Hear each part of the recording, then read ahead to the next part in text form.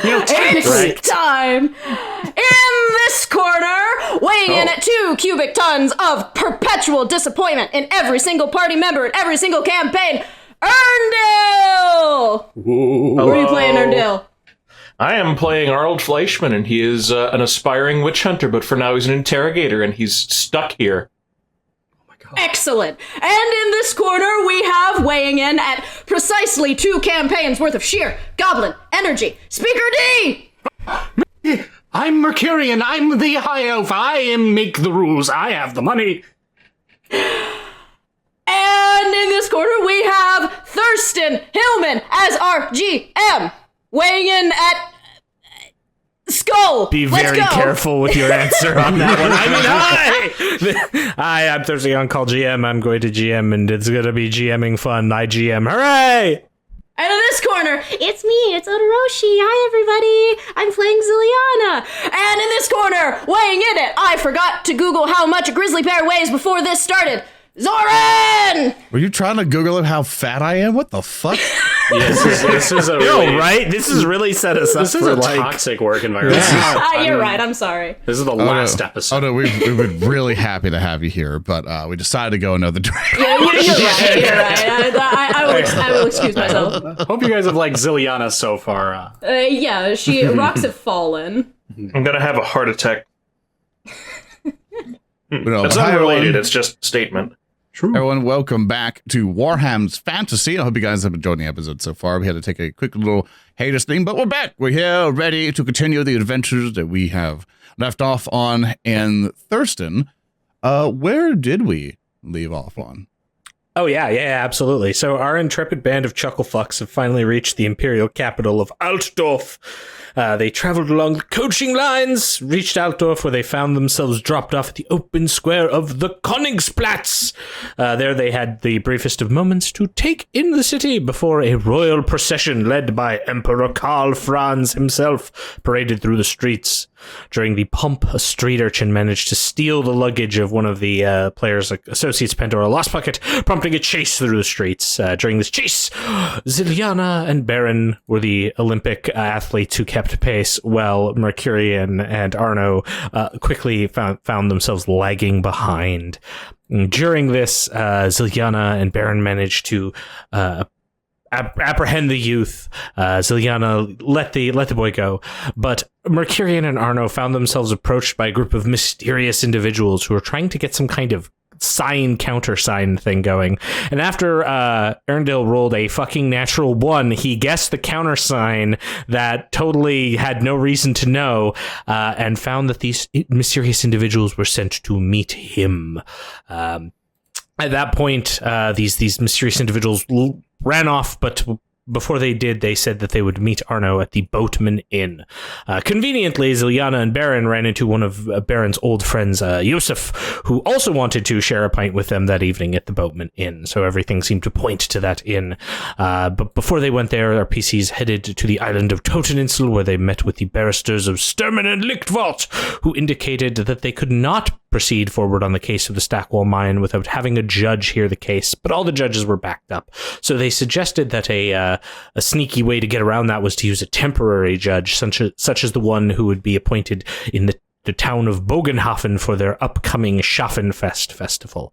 Along with that, the players also met with a old man by the name of Reynold Verstand, who was serving a woman who he only referred to as the dragon, and helped him find his lady's cat, Tsarevich Tchaikatsky, which was just very important that you all remember that. Finally, they made their way to the Boatman Inn, where they enjoyed a bit of time with Yosef before a group of noble toffs showed up and had their bodyguards hold the doors closed while these two nobles decided to harass the commoner populace. Getting a bit of attention from these nobles, the two proceeded to accost the PCs, particularly Barin, Zilyana, and Yosef, and Pandora, and this culminated in one of them vomiting up some brandy on Zilyana. Zilyana didn't take to that too well. Things grew more and more heated until a fellow by the name of Max stepped in, someone who is renowned in the area of being a bit of a protagonist, someone who likes to start fights and get involved in fights. And after Max attempted to take a swing at Zilyana, Mecurion had stepped up to get involved in the entire situation. And with all of this going on, Max had put up his fists, kind of got into that like Street Fighter, Mortal Kombat pre-fight motion and said, "All right, let's see how it goes." Now, the thing that Max did not account for, as we jump right back into where we left off, is that he is confronted by two elves, and elves in this game are notoriously broken and have stupid high initiative. So, Zilyana, we are starting with you. We are much like we put you in the spotlight for today's intro. We're putting you in the spotlight for the opening of today's session. This fellow has taken a swing at you. Mecurion has come up in an attempt to dissuade him. The fight music is going. He seems like he's ready for a bit of rough and tumble. What are you doing? Everyone in the Boatman Inn is kind of getting involved. Everyone's sort of like looking. You can see that the bodyguards at the doors have already sort of taken steps forward. You've got the tone to set. What are you doing? All right. Well, I'm a woman of honor. I'm not gonna draw steel on this guy. So I'm just gonna clock him. Yeah, I think I'm just gonna clock him. Okay. So you are wanting to make an unarmed attack. So what we're gonna do here, I'm gonna make this nice and easy. I have added to your trappings the unarmed option, which I'll just remove your hand weapon and equip you with the unarmed option. So you will now see that in your list of fighting combat things. You can target Mr. Ernst. Don't forget to do that, and then you can take a swing. All right, let's get his ass. Absolutely. Fumbling. There's an arrow in Bopping. Error in my macro. Oh no. What could this be? Excellent Click the timing. sheet. Yeah, just use the sheet for now. Yes. Oh, hey, here we go. There we go. Yeah. Just challenging, I imagine.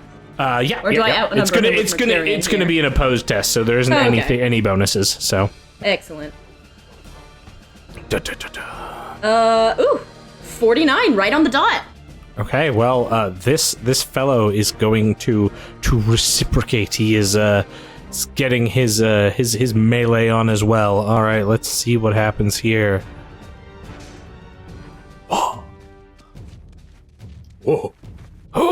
He wins nice. against you, He managing by 1 point to beat you out. Damn him. Gosh. As his fists come up and block the blow. All right. All right, square up. That would be you, Zilyana. This brings us to Mecurion. I was really hoping not to have to deal with this sort of situation. I'm going to look at the big fat bastard that caused all this fucking tumult. I gave him Jacob. Yes. Yeah, I gave him a number price to get the hell out of this. I'm thinking I might just stick to it. So if I were to move at all, would he get an AOP if I stay in like base to base with him? If you move away from his engagement range and he wants to take it, he will get one. Yes. Okay. He will attack of opportunity I will with not, his fists. I will not do such a thing. Okay. Instead, I am just going to casually sort of move around just to behind him. Okay. And I'm seeing that this situation is drastically spiraling out of hand. I am actually going to unfurl my foil. I have far less honor than Zilyana. Okay. And I'm not Here going to we hit him go. with it. I'm going to hold my action, but I'm going to just slightly poke it into his back. I'm just going to say, choose your next action with exceptional care, deadbeat. Please, for me? Would I be able to make an intimidate of some kind? That sounds absolutely fair. Yeah, totally. You can target him, and so you're wanting to make an intimidation test against this to try to like coerce or frighten him. It's generally opposed by the cool skill. So yeah, you can. All right. Would you say that I have an advantage for having previously dodged his attack last session? I mean, he was like, you stepped in the way of his punch. He wasn't directly punching you. I forgot. Yeah. Okay, once again, I put myself in the line of fire. Yeah. I mean, I get an advantage. I listened to the end of last session recently, sir. Smart. I'm sorry. You've evaded my gaslighting. All right, I know. nevertheless, here we Trap go. card failed. Let's roll. That is going to be a 14, so 2 degrees of success. Okay, so he is going to attempt to oppose it with his cool. Very cool. Yeah. So we will see. In this case, you've pulled a weapon, so I'm not going to say he gets like any bonuses or penalties because, like, you've pulled a weapon. This could go either way. So he's just going to roll. In his rear. You are, however, again, like, this is balanced out by you were stupid enough to draw a sword in a barroom fight, so we'll see how this goes. Well, I'm hoping to de-escalate it. Okay, yeah, you win by 1 success level. So what this does is this causes you to cause, like, fear into the target. I was hoping to de-escalate this. I didn't want to Well, I mean, like you're coercing, but you can't just do like 1 skill test in like a combat situation where attacks have been made to basically get a guy out. He's especially not with like 1 success level effectively. Like you've got him worried about you, but like this is kind of spiraled a bit now. Yeah, you got to make multiple if you really want a non-violent de-escalation. These are dumb people. They are in a bar. They are looking for a fight. I see. And this guy is literally his whole raison d'etre is to fight. But you do have like basically like fear. So if he tries to do anything to you, he's going to take a -1 on his success levels because of that. Fair enough. Would I won't fish for extra success. I don't even know if that would do anything else for us. Would that give me an advantage? It's an opposed check, so absolutely he will get Peace one in our advantage. time. There ends Mecurion's turn. Okay. Yeah. All right. So this brings us to Mr. Max. Okay.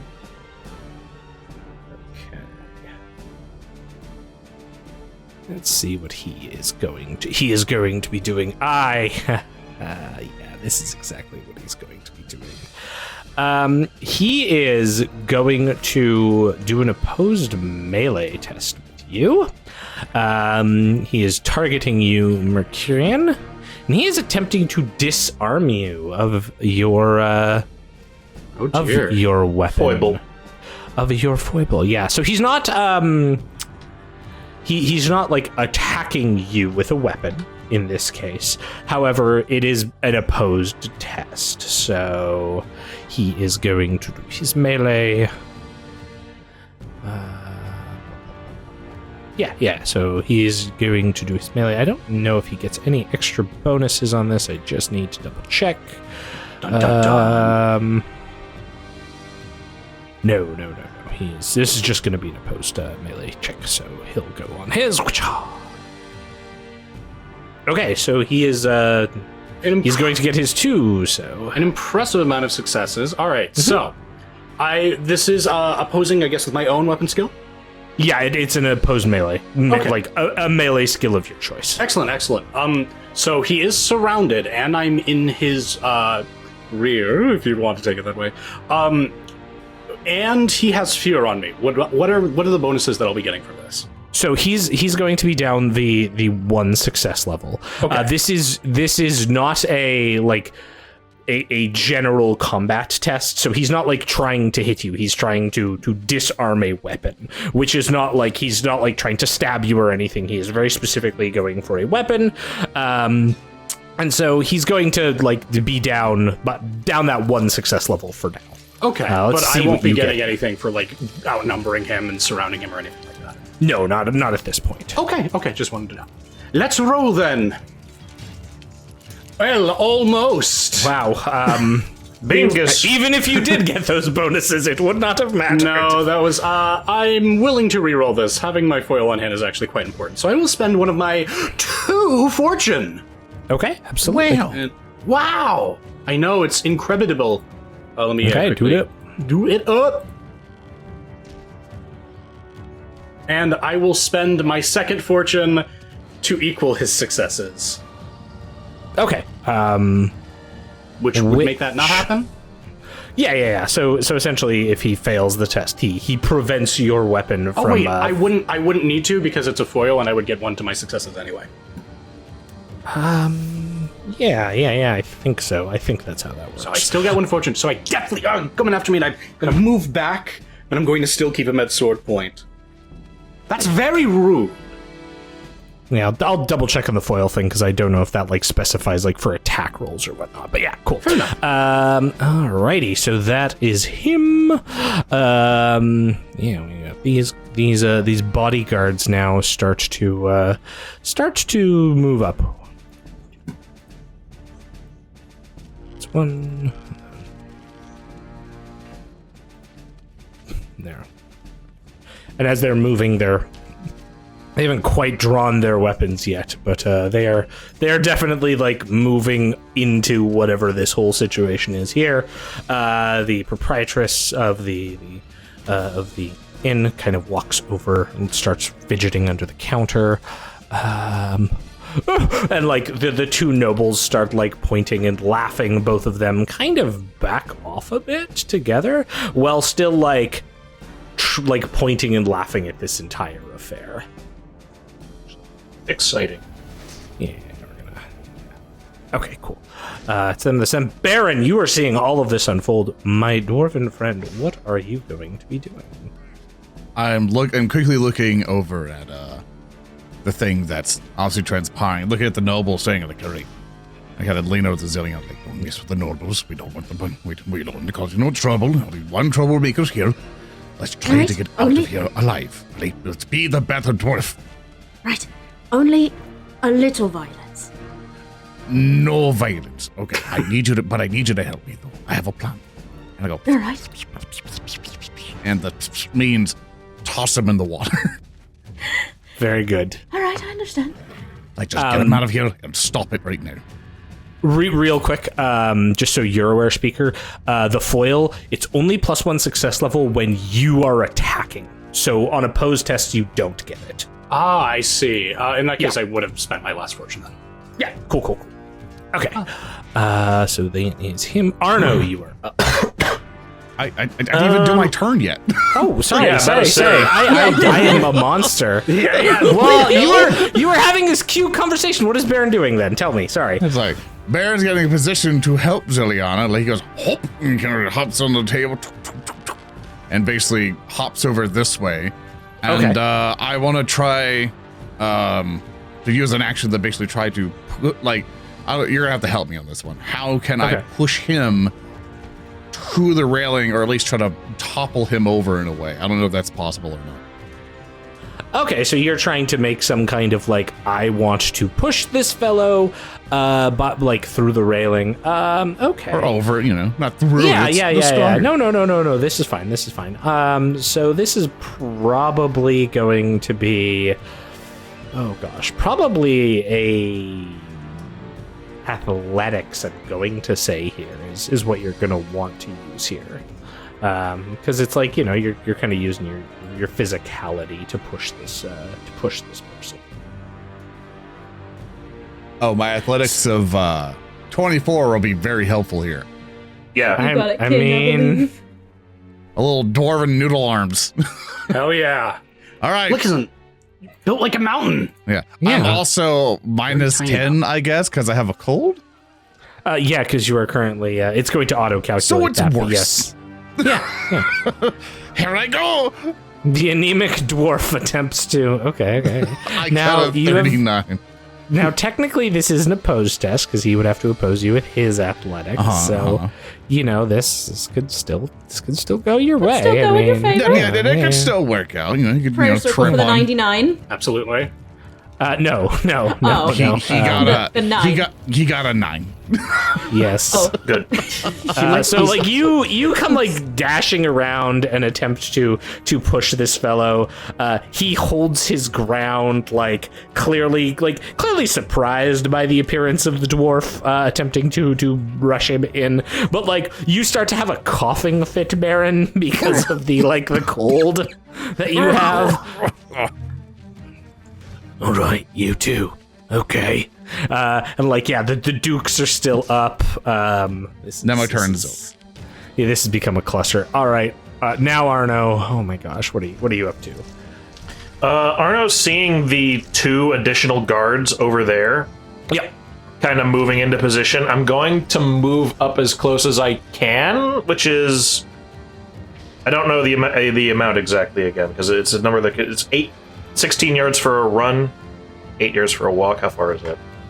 So essentially, the map should be about... Right there, about... Yeah, absolutely. Can you move me there? Yeah. Thanks. I'm going to attempt a charm at the 2 guards to convince them to not waylay the rest of my companions and be like, Oh, okay. The other guy starting it. Yeah, absolutely. Give me a charm test and target All right. the nearest guard. Hey, just pointing out, we ain't started nothing yet. Focus on that guy. I'm gonna point at the, Max. Absolutely. Right. -10 because exhausted. Yeah, because you too have the common cold, my friend. Do I have any bonuses from talking to them previously and being amenable to them?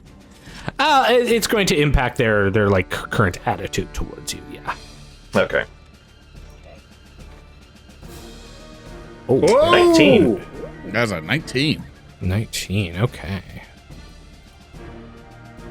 1. You are Nice. going. They're you say this, and the one guard kind of she sticks her hand out and pushes her companion back, and they kind of give a bit of wide berth to this situation. There we go. Okay. That's all I'm really gonna do. Arno's not gonna backstab or anything. I'm just trying to make it be good.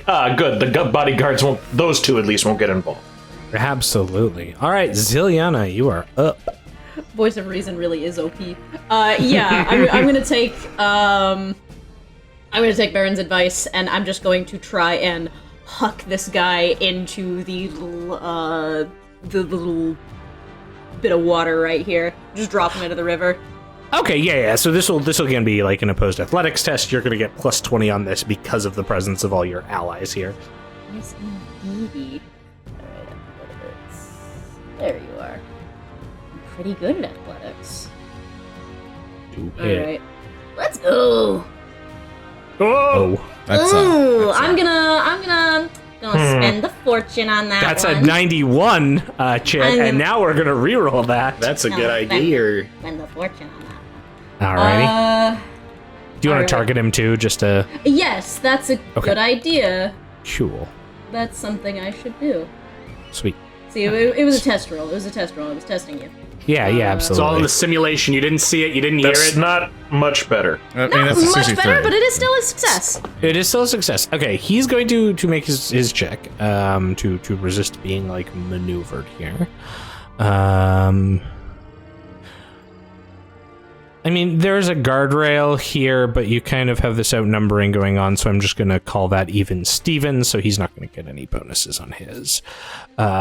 He does have 1 advantage, so... Whoop. Oh With a 1! The He really is a protagonist. Wait, guys, new idea. Recruit this man. He was You're right, transported you're right. into this world from... He was in the grocery store, and now he's here. Oh my god. We have the halfling. Now we get this guy. There's already 4 of us. He's already got the hair. We got this. Just start adopting people. We're in this Hey, guy. man. Oh my We're in this God. guy's pilot episode. Yeah, wow. Like you go and like there's no way this person is not moving. Like Barin has tried to rush into him, has a coughing fit, like still has kind of the sword like awkwardly in the area of his back, like turns to you, Zilyana. You try to like grapple maneuver him and just like shakes his head. Not today. Not today. I've got to kill today. chaos. This man's about to go fist fight Korn. What's holy going shit, on? he's using you to build advantage to fight Archeon. This is all right, Mecurion, you are up. I believe reason has failed us today, gentlemen. Oh, it hasn't. Oh, well, it has with this individual. And seeing that this man is as reasonable as a chair might be reasoned with, I'm going to make a shot towards the back of his head, not with my foil. Well, with the foil, but not with the pointy end. I'm essentially making an unarmed attack with the arm that has the foil in the hand, punching him if that's possible. Okay, here. So what I will do... You're still trying to get the benefit of the foil No, without I using just the don't foil. want to put it away. No. So what I'll do is, when we originally set up these characters, I had this set up, but then it like got messed up. So I just need to add unarmed to you. All right, so you are basically going to spend the equivalent of a move action, like flipping the foil around to bop, because I'll let you basically treat it like a specialty unarmed attack here. Sure. Okay, so then you will unequip foil, and you will get unarmed. All right, so you should see unarmed on your character sheet now. Let me just close it, reopen it. On the combat. There you go. The combat thing. Yeah, I tragically do not. If you go into combat, you should see melee weapon unarmed. Oh, yes, it replaces foil because you can only have like Terrifying. two weapons. Yeah. All right, so this is an actual attack. It's from his rear. There's two of my friends here. What's my bonuses to hit here? So in this case, you're going to get, I believe it is going to be a plus 40, but let me double check just in case. Yeah, it's going to be plus 40. All right, so I'm just going to rear my hand back and be like, "You don't!" And I'm going to hit him once to the back of the head. No, you won't. I'm going to barely hit him with a 92. Oh Okay, my with a God. 92. Okay. He will oppose you with his unarmed attack. Oh no! Didn't you lose your advantage before? Because you failed another opposed. I Right? never failed an attack. No. Yeah, no. He gained it from other people repeatedly. No, I meant speaker. 'Cause I'm Oh yeah, no. No, I didn't. I didn't fail him. He passed it because he spent fortune. That was the thing. Oh, that's right. Okay, yeah. Okay, he doesn't take any penalties, so boop. Tragic. Yeah, he will succeed. So you will lose all your advantage. and Nice. he will Love gain to see one. it. Okay. Just for reference, he has relatively average stats. Like I rolled the slight bonuses he's got from advantage let him stay into this. Okay. And it just keeps going up. Most unfortunate. Yeah. All right. Well, it's his go. Let's see what I want to do here. Oh Lord.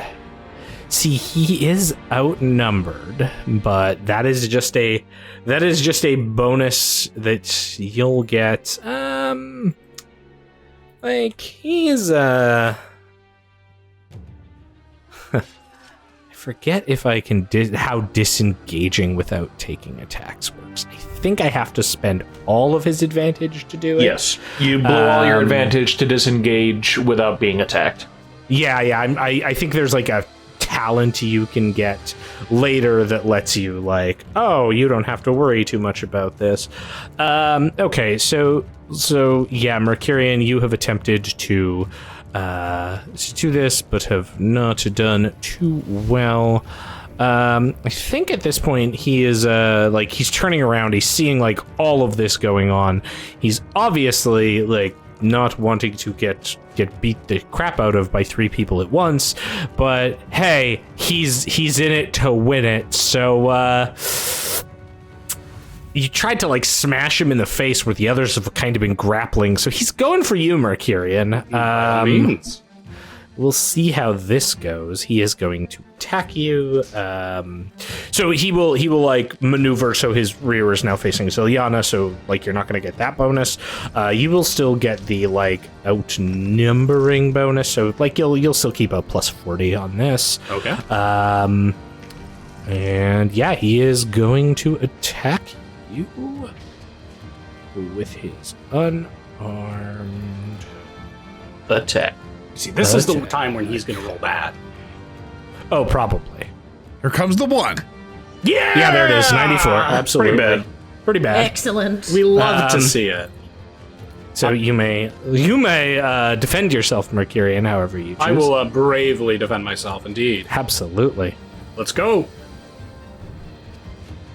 Plus 2, Yeah, I absolutely. will win by a significant amount. Yeah, so he goes and tries to like throw some haymakers at you. So he will lose his advantage. Clearly, you've never faced a participant of the Safri martial arts. I'm not one of them, but I'm telling him anyway. And like kind of like he's trying, but like Zilyana and Barin are there, and they're kind of like tossing him up. It's like everyone is punching the Stay Puft Marshmallow Man. Everyone's hitting each other. It's going. We're fighting with fucking sock and boppers. What are those things called? Those big, like, balloon... Sock and No, that was it. Yes! You got it right. These two are coming in to like get involved. They don't have weapons out, but these 2 bodyguards have like rushed in now behind you, Barin and Mecurion, to almost like even out the fighting odds here. Effectively just removing like outnumbering advantages here.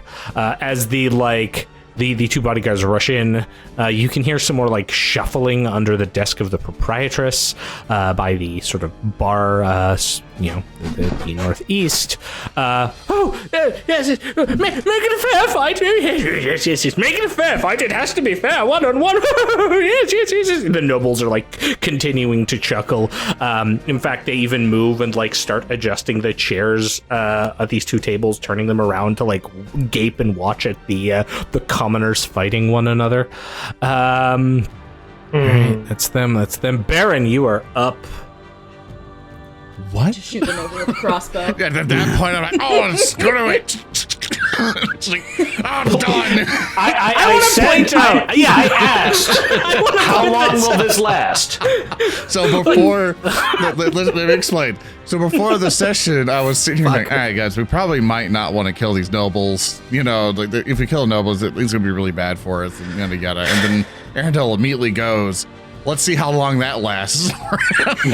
1 round. We had 1 round of good aligned Barin. Savor it. And then like just the dial shifts the murder.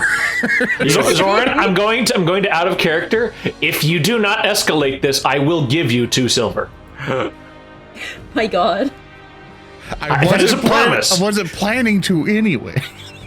You said you were. Inside of Zoran, there were 2 bears. I was All right, joking. Barin, disciple of Corn, what are you up to? Which one wins? The one you feed. That's a darn good question, to be honest with you, because the plan was to basically like push this guy over and then look at the bodyguards and go like no, and the only thing I could really realistically do is nothing, because apparently my dwarf is noodle armed. No. And I've You guys are trying to table him. Just fucking punch him. Yeah, that's the only thing I can really do. I'm gonna punch the protagonist, in which With his ass. technically with the positions that I am in and everything else, but I still technically outnumber him by 1. No, the way it works for determining outnumbered is abstract. It's based on just the number of participants in combat. Yeah. So it's like technically 3-3 right now, because it's like this is abstracting it, and it's supposed to represent like, oh man, like you're moving around and blah blah blah, even though you're not moving. Okay, so I'm going to add unarmed to yours as well. I might just have to do that to Arno real quick too. Let's do that, and we'll just unequip that and give you that. Cool. There you go. You should have it in your combat stuff right now, dog. Thank you. I appreciate it. I appreciate you. Oh, it's being weird. Okay, here we go. Oh, That's damn. 5. 5. Oh, damn. 5. Winner chicken dinner. So you're attacking from the side, so you're also going to get a plus 20 to that, because he's currently facing towards Mecurion. So your success levels are going to be 5. Awesome. And then he is going to try to defend himself with his own unarmed attacks. Let's see, how can the protagonist do? Who knows? Let's find out together. My God. You manage to win, doing 5 points of damage to his body as you just start punching into him. Actually, 4 points of damage, I should clarify. You just start punching into him. Okay. I'm gonna say, what are you making? Let's visit. So terrible. Stop it! I don't want to kill you. Yeah, I don't want to kill you. I don't want to kill you, he says, punching him repeatedly. I don't want to do this. Why are you making me do this? Oh, why are you making me do this? Yeah, this is just great. All right, yeah, so you lay into this person. You also gain a point of advantage. Very good. All right, so Arno, you are now up. You are seeing that Barin has quite taken to your mental advice of just punch him. What are you up to now?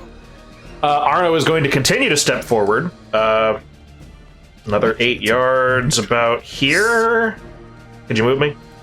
Sure. Yeah. Press, one thing you can always do with the measurement tool, you can measure it up to there, not with that line maybe, but do it if you press space, it'll move you.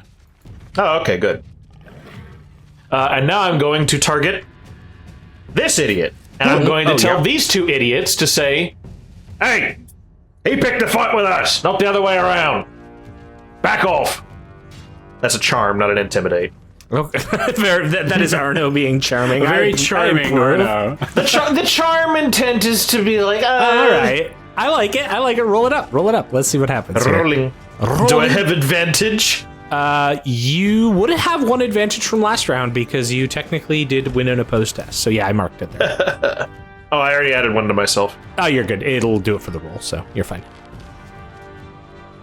Okay, cool. So should I just reduce advantage to 0 then? No. It's fine. Okay. Just roll it how you got it. It'll be fine. Damn it. Hang on. Gotta close it because I clicked on intimidate. Oh, no. Oh, no. Oh, that's a gosh. Wow. Arno is chief with a 2. These are all D100s, by the way. All right, well, the bodyguard's going to attempt to resist with cool. Now, he does get a bonus to this of plus 20 because of the shouting of the nobles, because coin buys loyalty. So let's see how it goes for them. Oh. Arno wins with 3 success levels, causing them to kind of doubt themselves a bit. They're still in it until their turn, but of course they're definitely like, whoa, maybe. Zilyana, you are now up. All right. Let's see. I really do think the best way to defuse this is just to huck this guy into the river still. So this is second time the charm. Just beat him. Just beat him. Okay. So you're gonna get a plus 40 to your athletics here. Yes, indeed. So I think that will that. Should, minus plus 20. Plus 20. Oh, plus 20. Okay. Yeah. All right. Let's just try this out. Sure. I would like for him to have a small timeout to think about what he's gosh. done. You rolled a 99. Oh, Zilyana's not feeling it today. Zilyana needs a nap. The elves are having a hard In an time. alternate reality, we're overlaying Piebrain and Graka with this scene of like, but who knows? I could terribly fail this. So let's see what happens on this athletics test here. Come on, man, get 100. Get 100. I could do it.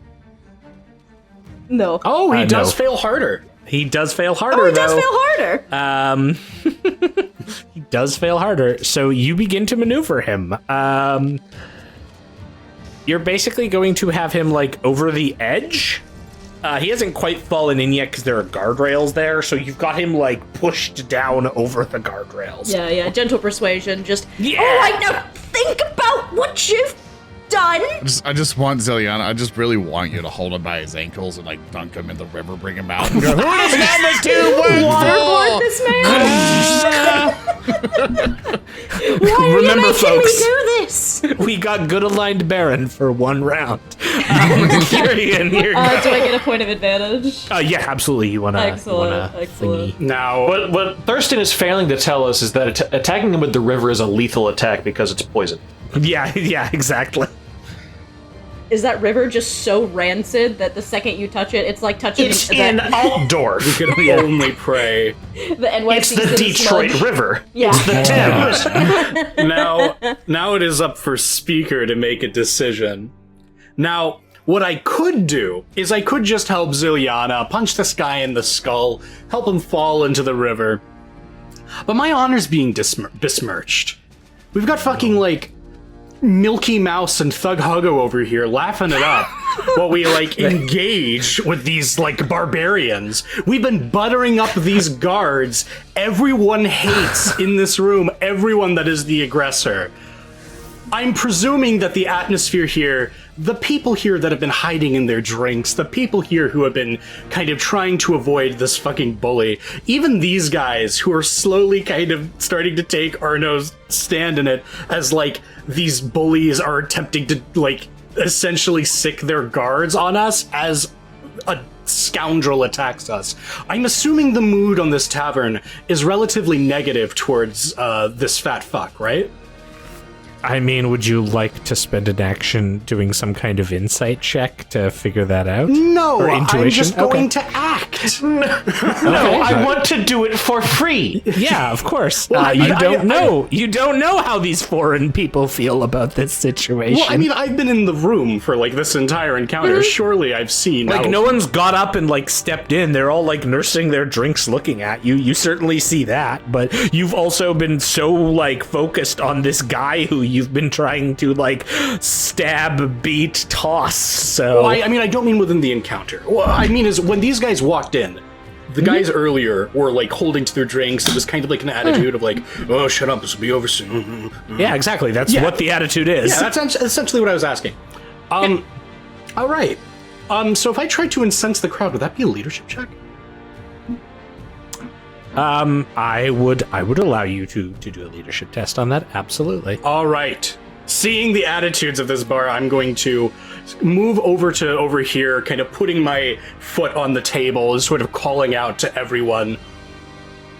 Ladies and gentlemen of Altdorf, let your honor be no longer besmirched.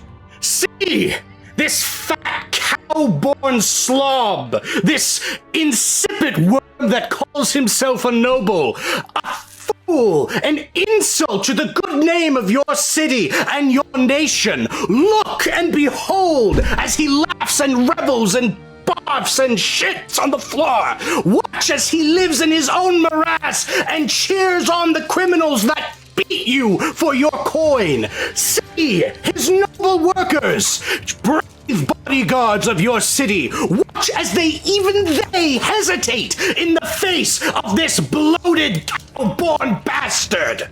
Will you allow this man to sit and drink and waste in your midst? Or will you throw him and his ilk into the river and ask his father for a better son?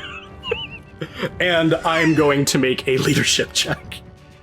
Just want you to know, like, you know that scene or whatever, that the guys are constantly sweating buckets. That's when Baron's like, oh no, he didn't. Oh no, why did he have to do this? We're not gonna leave this tavern alive.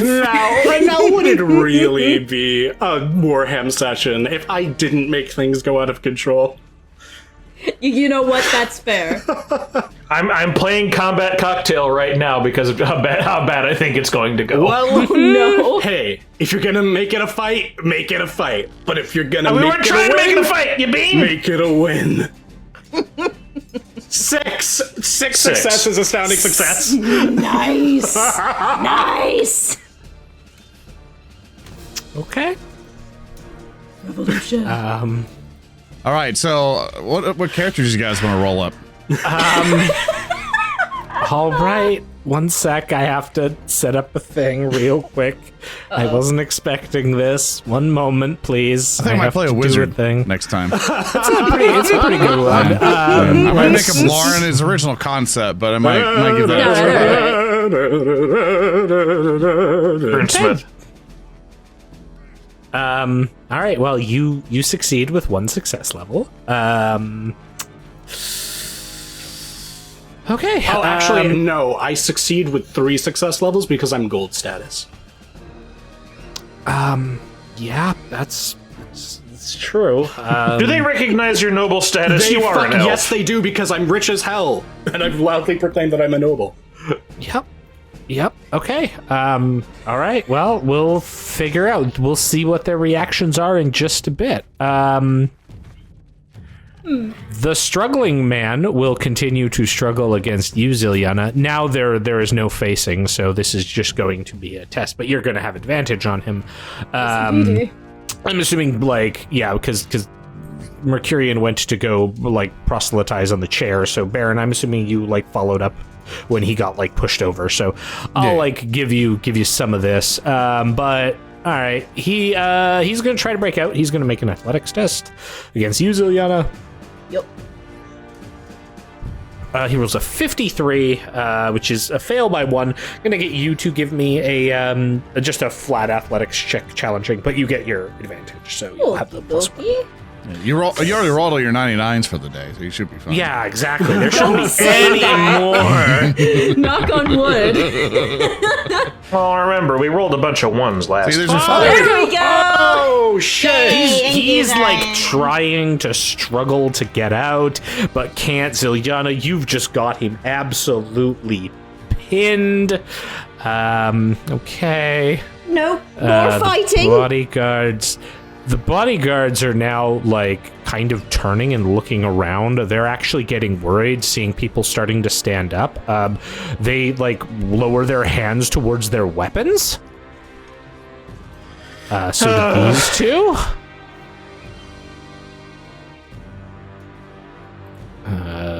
The proprietress takes this moment to now begin walking down this way. As she does, she is now leveling a blunderbuss out. Let's see here. Okay, well,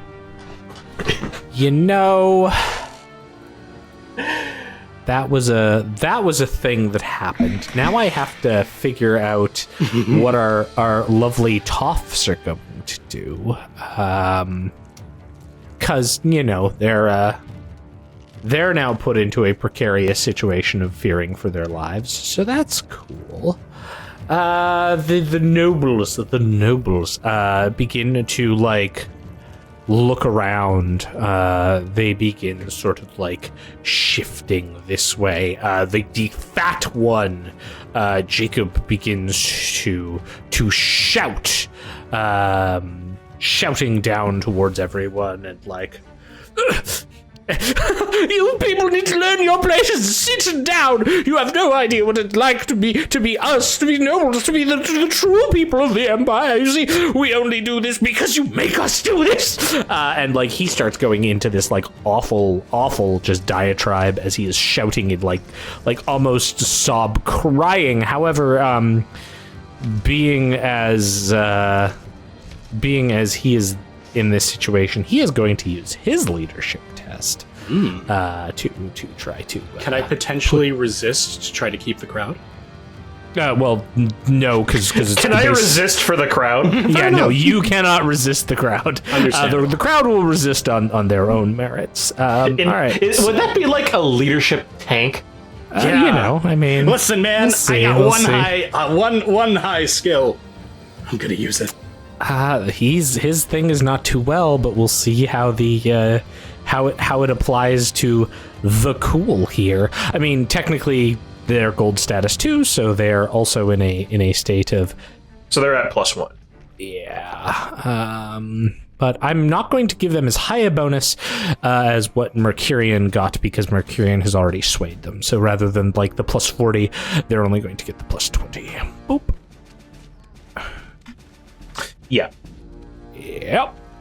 Okay. Everyone's kind of like very confused now, and there's like this like shouting between the nobles going on, and the people don't know what to do, and like these are people who have grown up their lives with like, you listen to nobles, and now there are two different nobles in here that are telling people what to do differently, and as this is going on, these two are also like kind of like haha, like jolly gagging towards the door. Barin, what are you up to, my friend?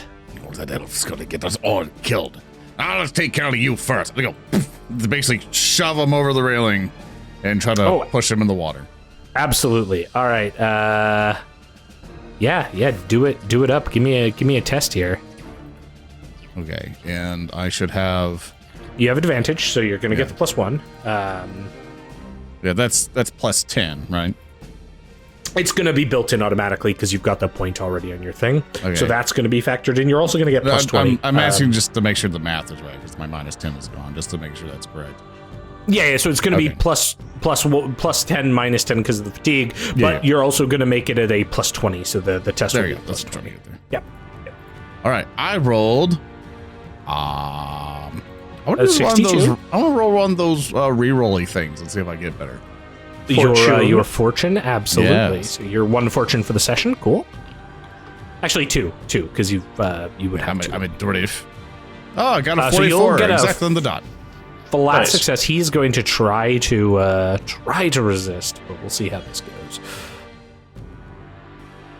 Ooh. Oh no! Yeah, Nope. you got a 97. So the dwarven cannonball just pushes him over, and I there's headbutt this. him in the ass, so my candle on top of my helmet burns him on the way. Little Looney And Tunes there's like bit. this as he like stumbles over and falls, and you all hear this like sploosh sound as he lands into the water, and like you hear the coughing and like as like he's splashing and moving his hands. And I just kind of turn around and go, well, that's done. Shouty, you can tell him to stop burning now. We took care of the problem. Arno, you are up. I'm in a very precarious position here because I could try to double down on inciting the crowd against the noble, the bodyguards and the crowd against the nobles. Mm-hmm. I got an idea, actually. No, that'd be a bad idea. That's their payroll. I'm going to do a charm on the bodyguards. Can I do all 4 of them, or do I have only like one? No, per I'll group? let you get them all like at this point. Yeah, absolutely. Okay. I'll target this guy. And I will do one more charm, and I will say, all right, problem's taken care of. You can go back to your fat louts now if you want. Do it up. That'll be a charm. Do I have another advantage? Yeah, you should be up to 2 because you succeeded last round. Good. Advantage out of combat. Arno, proving the out of combat methods work. Excellent. All right, I roll. I get 83. Hey, I'll tell you what. I'm going to spend one of my 4 resilience to make that a 1. Oh, okay. Okay. Wait, resilience? Oh, wow. Ooh. No, Yeah. Remember, resilience can be used to just straight up say, I win. Yeah, exactly. Absolutely. Okay, so your resilience will go down to 3. Oh no, 3. So like I spent them last time too. Well, no, because don't the resiliences like almost never regen? He has to do something that, like, basically completes his motivation. Like, is an act of extreme importance to his motivation. I see, okay. But I can do that relatively, not easily, but I know how to do it. So Yeah, and this is probably important to you, is not inciting a gosh darn riot in, like, the middle of town. With a 1, they all like look. They're like, all the guards sort of look to you as you say this. Then they look back to the nobles who are like eking towards the door. And yeah, it seems like there is like a general notion that all of these people are going to start like heading out now. At this point, I'll just ask: are any of you planning on interceding as they leave, or adding anything as they do depart? I'm not planning on doing anything to these guys, but I was going to continue to challenge these nobles. These guys. Okay. No, then that's, bravely dishonored me, that's my important. party, and the fair people of this tavern. I'm just trying to get the bodyguards away from you guys because I don't think you want to have a 4v3. Zilyana, what are you going to do? I will stay in combat because this could matter. All right. I'm just gonna point at the guy in the river. All right. You stay in there and you think about what you've done. And I'm going to walk back up to Mecurion and just kind of interpose myself between him and the bodyguards in case things go really bad. Okay. Mecurion, what are you doing? I'm going to kind of come down from the rest. I'm going to, if I can, just sort of move on to around over here as they leave.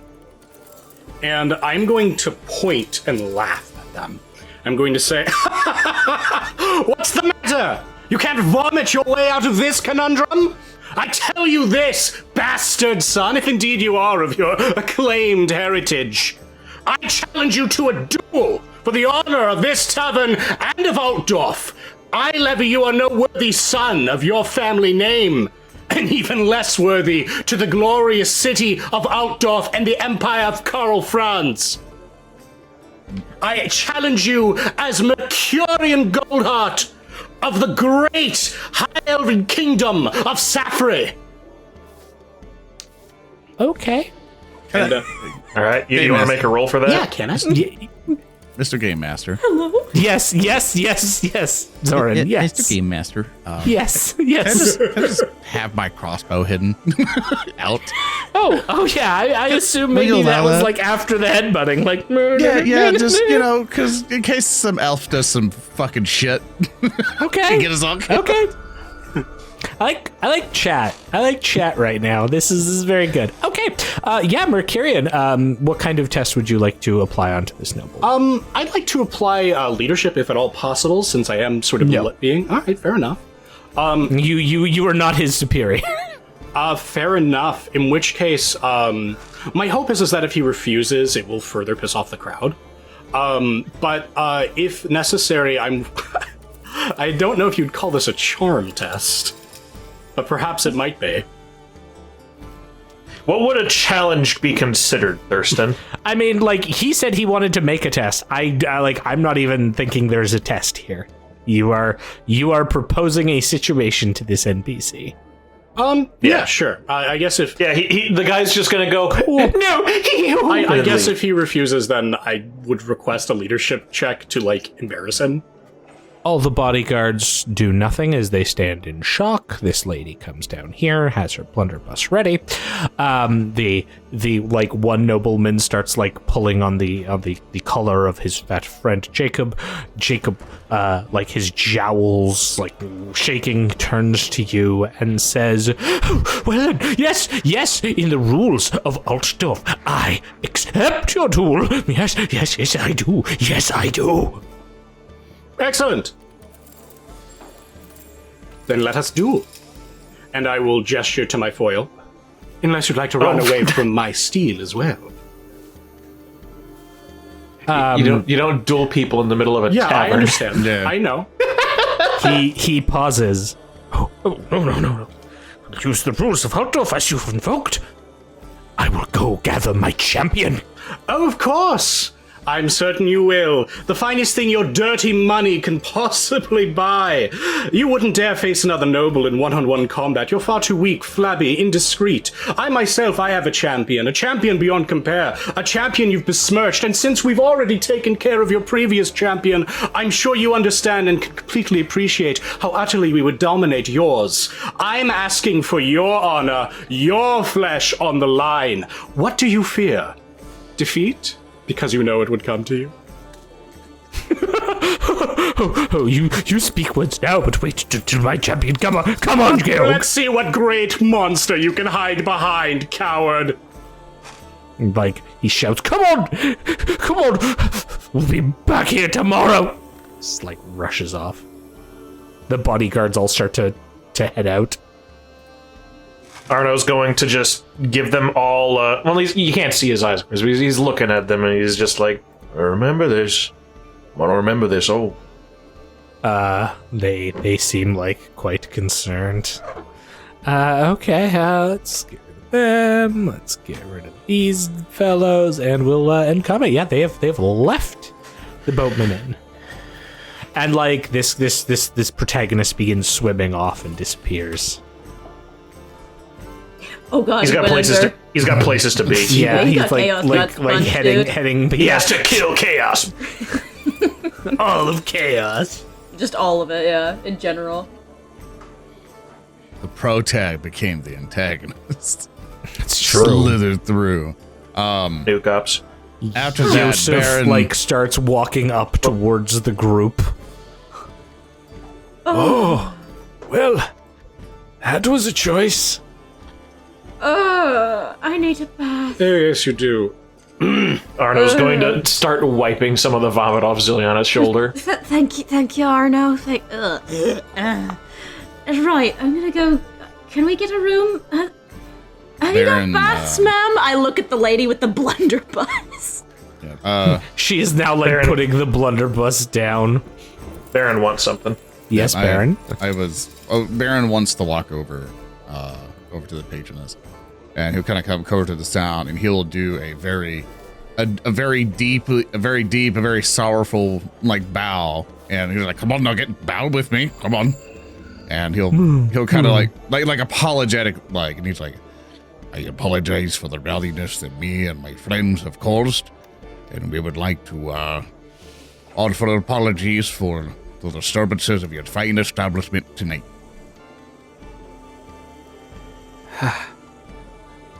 There is a pause from this woman, the proprietress, who you've not quite dabbled with much. And there's this pause, and she looks at you, and she's like, "Well, you and your friends can have rooms here tonight. That is fine. It's the least I can do for your friends' last day on this mortal coil." Hey, we appreciate that. And she like kind of nods and makes the sign of the comet.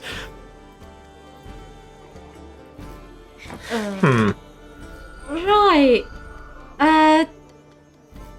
You've got baths, right? Arno points towards the big square of water in the middle. That's more piss than it is water. Is it better than vomit? You know, that is a good point. Yeah, and they have like a room with a bath, and all of you can like get kind of redressed up. The mood of this place immediately drops. Several of the groups like depart, leaving it almost empty of people. Lost Pocket has returned to her seat. Yusuf goes to his. The proprietress has kind of gone back up. Again, it's very, very few people are living here now. What a bloody waste of time. And we'll cut forward to Zilyana has had a fine bath, and like is cleaned up. Barin and Nugget are there, and you're all sort of back at the table now, having the sort of absolute late night discussion. Mecurion, want to join us? Yeah, real quick, I overheard the last night on Earth. I think I'd like to have a word with the proprietress, though. Yeah, absolutely. Yes. As He leaps. Yeah, jump. as Mecurion is going over, only Mecurion. Yes. Before you talk to that lady, we need to have a discussion after you see your final words to her. Oh, of course, my final words. Yes, I appreciate your confidence. Barin will nod and just take a swig. Wait, no, hold on, not his final words, no. He's not going there to die. And if they're calling on champions, then I can fight in your stead. Listen, if he's calling on some big thug or something or other, I don't want you getting in that ring. Yosef has said nothing and is just like looking somewhat dejectedly at his mug. Yosef, whatever's the matter? Well, I'm worried about you, friend. That fellow Jacob, he's a noble, but he has connections to Ludwig Schwarzhelm. Who? Lore Reichland, if you got it. I'll do it. Heraldry? Would you let it? Yeah, sure. Okay. Alright, I'll give it a shot then. I got Harold. Damn, I got no advantages. Oh, but I still pass. 8. Yeah. 4 successes for me. Oh yeah, the name Ludwig Schwarzhelm makes a lot of sense. He is known as the Emperor's Champion or the Emperor's Sword of Justice. Is thought to be one of the personal bodyguards of Karl Franz and the bearer of his personal standard. It is often considered in the Empire that between him and Kurt Helborg, they are the two most combat-oriented and skilled nobles in the Empire. Huh. Kurt Helborg, where does he live?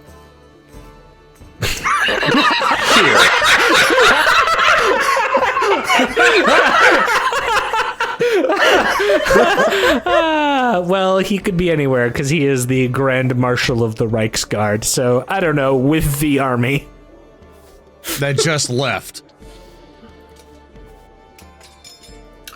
Oh no, they just came back actually. No, they were leaving. Oh, they were leaving. Oh, that's unfortunate. So where exactly does this man live? You don't know. Even with 4 successes on Lord Heraldry, I wouldn't even have a vague idea. All right. So I don't know, the Coca-Cola logo pretty well. Do you know where the president of Coca-Cola lives? I know where the headquarters are. Denied, sir. I would know where I could go to ask someone that information. Possibly, maybe. I would go to, I vaguely recall what state it is. I myself don't have +4 successes on my Coca-Cola roll, but I know that Coca-Cola is located, I believe, in one of the Midwestern states, so I would know, I could probably go there, and then go to the main headquarters, vaguely where that is, and then I would say, hey, do you guys know where the Coca-Cola company president lives? And they'd say, yeah, he lives here, and I'd be like, okay, and then I go there. And then I would ask him because to it kill would a be noble that fan after easy. me. Yeah, wow. I need you to fight Pepsi's champion on my behalf. Yeah, we're gonna fight Pepsi Man. All right. So yes, that has been thrown out there. Good job. Barin consumes alcohol. Just get it in while it's hot. Barin becomes a tragic, sobbing, not sniffling, I should say, mess of a drunkard. I'm just sipping at my tankard. Yeah, you're quite gone at this point, Barin. These are you've joke had a rolls, lot. by the way. I'm just Oh, saying. okay. Oh, fine. Well, Right. that's not ideal. Do I know anything about this man's character? Ludwig Schwarzhelm? Yes. Do you know the secret ingredients to Coca-Cola? Yeah, do I know the secret ingredient, perhaps? No, you do not. You know that, if this man could be called upon by this noble, it would be bad. You don't even have proof that this is the person. It's just everyone is like, oh, he knows this guy. This could be bad. He'll either hire the guy himself to do it, or he'll hire a guy that the guy recommends, which would also be bad. Yes, neither of those are quite ideal. I just love how, like, free you are with Zilyana's life. Like, I trust her to fight whoever I need her to. Barin will ask his friend, it's like, after he mentioned Ludwig and stuff, like, well, as far as we know, not just every single nobody might not even be able to call, one of those types of folks and whatnot. As far as I can tell, these are trust-tier nobles at least. So they might not even have access to amazing, knights or warriors even. So we might be able to luck out, but with enough coin, you can buy nearly any type of skill set in Hogwarts. But, Mecurion, you could have at least consorted with your companion here to see if she was willing, It was a thing of honor. This wasn't a thing that you could rely logically upon. Honor, Mecurion, when we're all dead. It's not Not to all of mention you. the rest of us are now in this. Well, not really. I wouldn't elect you as my champion, Barin. No offense. No, because will they make me an accomplice to your stupid shit tonight. Now those nobles know all of us. Yes, regrettably, you are now all... This lady gets up from her table and, like, begins walking out. Regrettably, yes, you are now all accomplices to my stupid shit. A moment, though. We need not despair. We need only plan, friends. Because if I'm going to die, and then I'm not going to be morose about it, I'm going to do everything in my power to avert this fate and get this fat, bald bastard right in the middle of his fucking teeth. So, let's scheme towards that end, rather than crying over ale and brandy. If I recall... An ear-piercing screech echoes from outside the open door. Like that's the bad. scream of a woman. We're gonna take 5 on this. I'm gonna start running. Bloody hell. I will, but I'm going to be obviously distracted and not really looking where I'm going. Just on a callow walk. Okay, so you're walking, so you're going to be slower. Arno and Barin, are you, like, rushing, or what are you doing? Yeah, crossbow kind of come out. Come on, Nugget. Arnold's going to go, but he's tired, obviously. Okay. Yeah. And also loves Sniffly. he is down to resilience because, that was basically wasted. Okay. All right. So you rush out, Zilyana, and you see the woman who has who'd like previously left after your group started into their argument, and she is like standing by what appears to be 2 bodies that are down on the docks. You kind of come out, and she's like standing here, and you can see that there are 2 bodies, just like here and here. We don't have body tokens, but whatever. And she's standing over them, like screaming and kind of backing up from them as she has spotted them. Oh dear. All right. I'm definitely rushing up at this point. Yeah, Nuggets, like Let's coming examine by these and, like, bodies. and, like padding on by. Yeah, absolutely. All right, so it appears like on immediate inspection, one of them is face down and has a crossbow bolt in his back. The other one Barin. has a crossbow bolt coming out of their throat. Well, neither of these are Mecurion, so it probably wasn't. Yeah, if you look over and Hides they're both crossbow. me. And like, yeah, so Barin and Zilyana, you are the kind of the first 2 to arrive as like Arno is coming up. So you're starting taking a look into this. But Arno, as you approach from further back, and Zilyana's been like inspecting some of these bodies, you immediately recognize the 2 figures as the ones from the Königsplatz earlier in the day. The 2 who you had like previously had an encounter with and done the gave them the sign sign. counter sign. Yes. Can I... Arno's mind is working like at a mile a minute here, so he's going to do a perception to look around. Absolutely. Yeah. Because he gets the feeling that they were coming down here for this, and that he's being watched right now, and someone assassinated them because they're related to something, and he's immediately thinking about that because he's very smart. Yeah. Extremely smart perception, if I can, right? Do it up. Yeah, plus 20. Uh-huh. So that's just a 10. You're all yeah, it'll go down because of the fatigue you have. Yeah, you have the common cold right now. Yeah, that's what's messing you up. Schneefly. I know, Schneefels. It sucks to have a common cold. Sniffle whiffle. Sniffle whiffle. Sweet. I'll get a 38, which is one success. Okay, so what you're able to tell is whatever happened here happened relatively recently, and you get the like very far off, like someone in like a street well beyond the means of you to reach probably took a shot with this crossbow, but is now rushed away. But you can see that they'd clearly been watching the situation probably long enough, but then this woman had sort of walked into things. So I don't see anyone fleeing the scene. You see like the tail end, like someone like super far away that is now like sort of like walked off. So very likely someone from a far distance took these crossbow shots, put these two people down, and has now sort of like disappeared into the night. Do I see which where specifically, or is it just like a vague direction? Like to the south, basically. Just like, Okay. Essentially they were clearly in a setup position, and then they have now like walked off and disappeared. Okay. And these two they just died, or they're... Oh yeah, you know, like very recent, like probably in the last couple of minutes they were approaching, and then they got thwonked.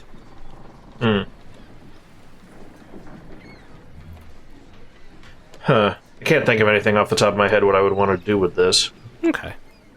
Zilyana or Barin, either of you doing anything else as you've seen these bodies? And like the woman is like, oh, this is terrible, this is. I feel Zilyana would be best appropriate to console the lady instead of me. Oh yeah, all my win. fellowship 27. Yeah. I'm gonna. Yeah, just put a Barin's hand on her- fellowship 13. Well,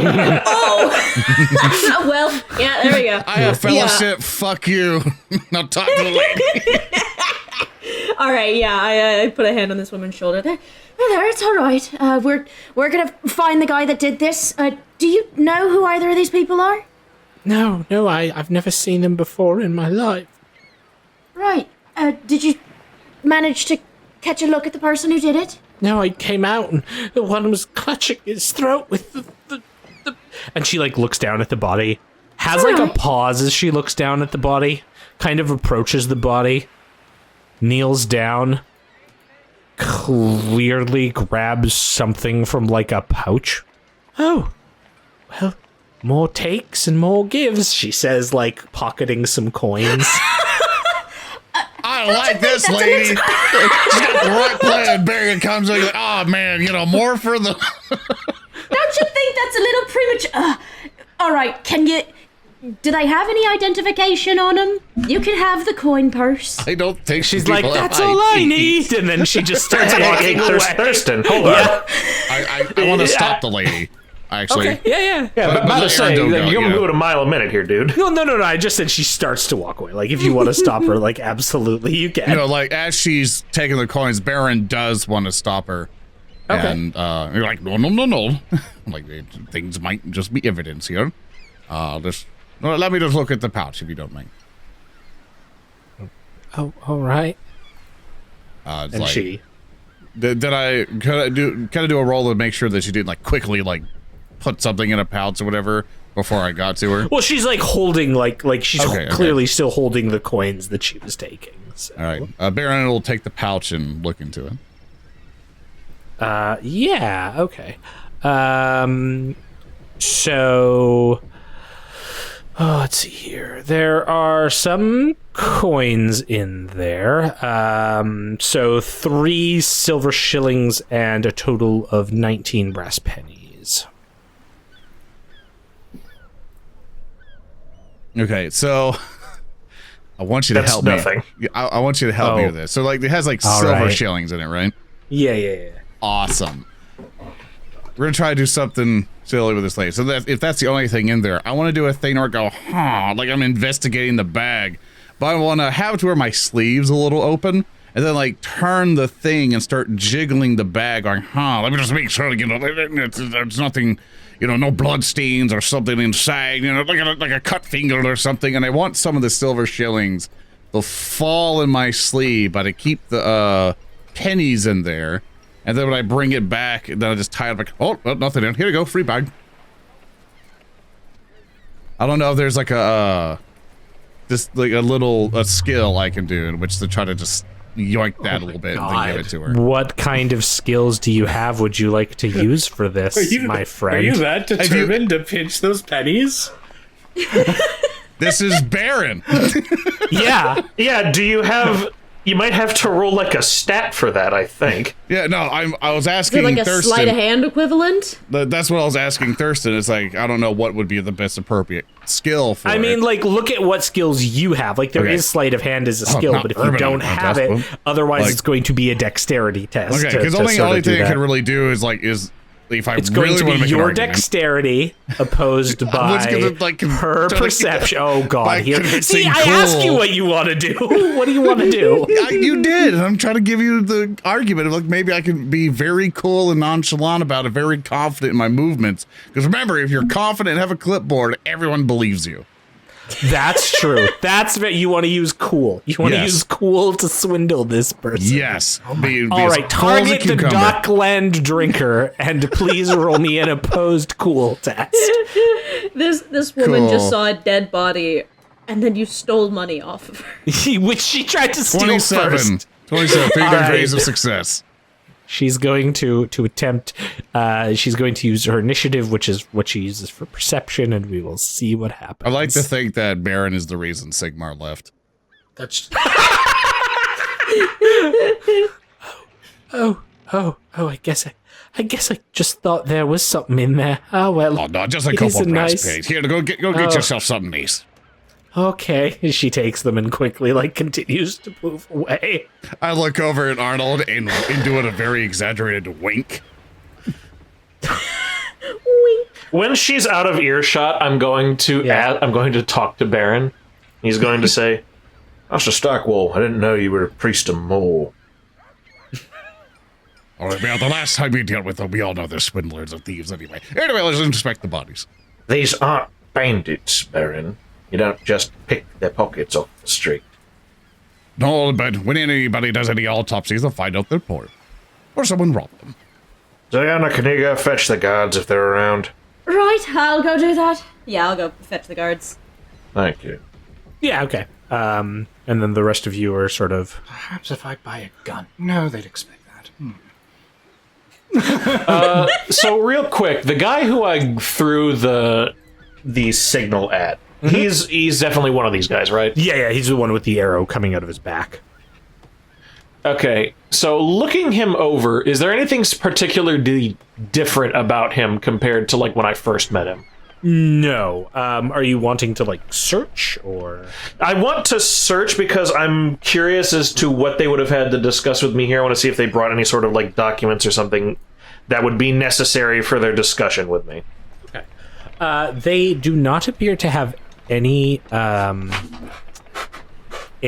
documents on them, though they they do have one document. They have the they have the same sort of crumpled thing you'd previously seen for the Schaffenfest, the advertisement for the upcoming Schaffenfest. But beyond that, they don't appear to have anything else of note beyond their daggers. How much of an in-depth search are you doing on them? I don't want to do forensics because he's not skilled with that at all, and he wouldn't have a good stat for that. But basically, could I determine, based on how they fell, if either of them looked at the guy coming at them? Say that again? Here's the thing. He obviously doesn't have a double-barrel crossbow, does he? That's not really something that exists, I would imagine. No. It looks like there was enough of a delay. You would have enough knowledge to tell, one was shot in the back, the other one turned, and then as they were looking, got hit in the And none of them got any weapons on them, right? Just unarmed? Just daggers. Both of them have daggers.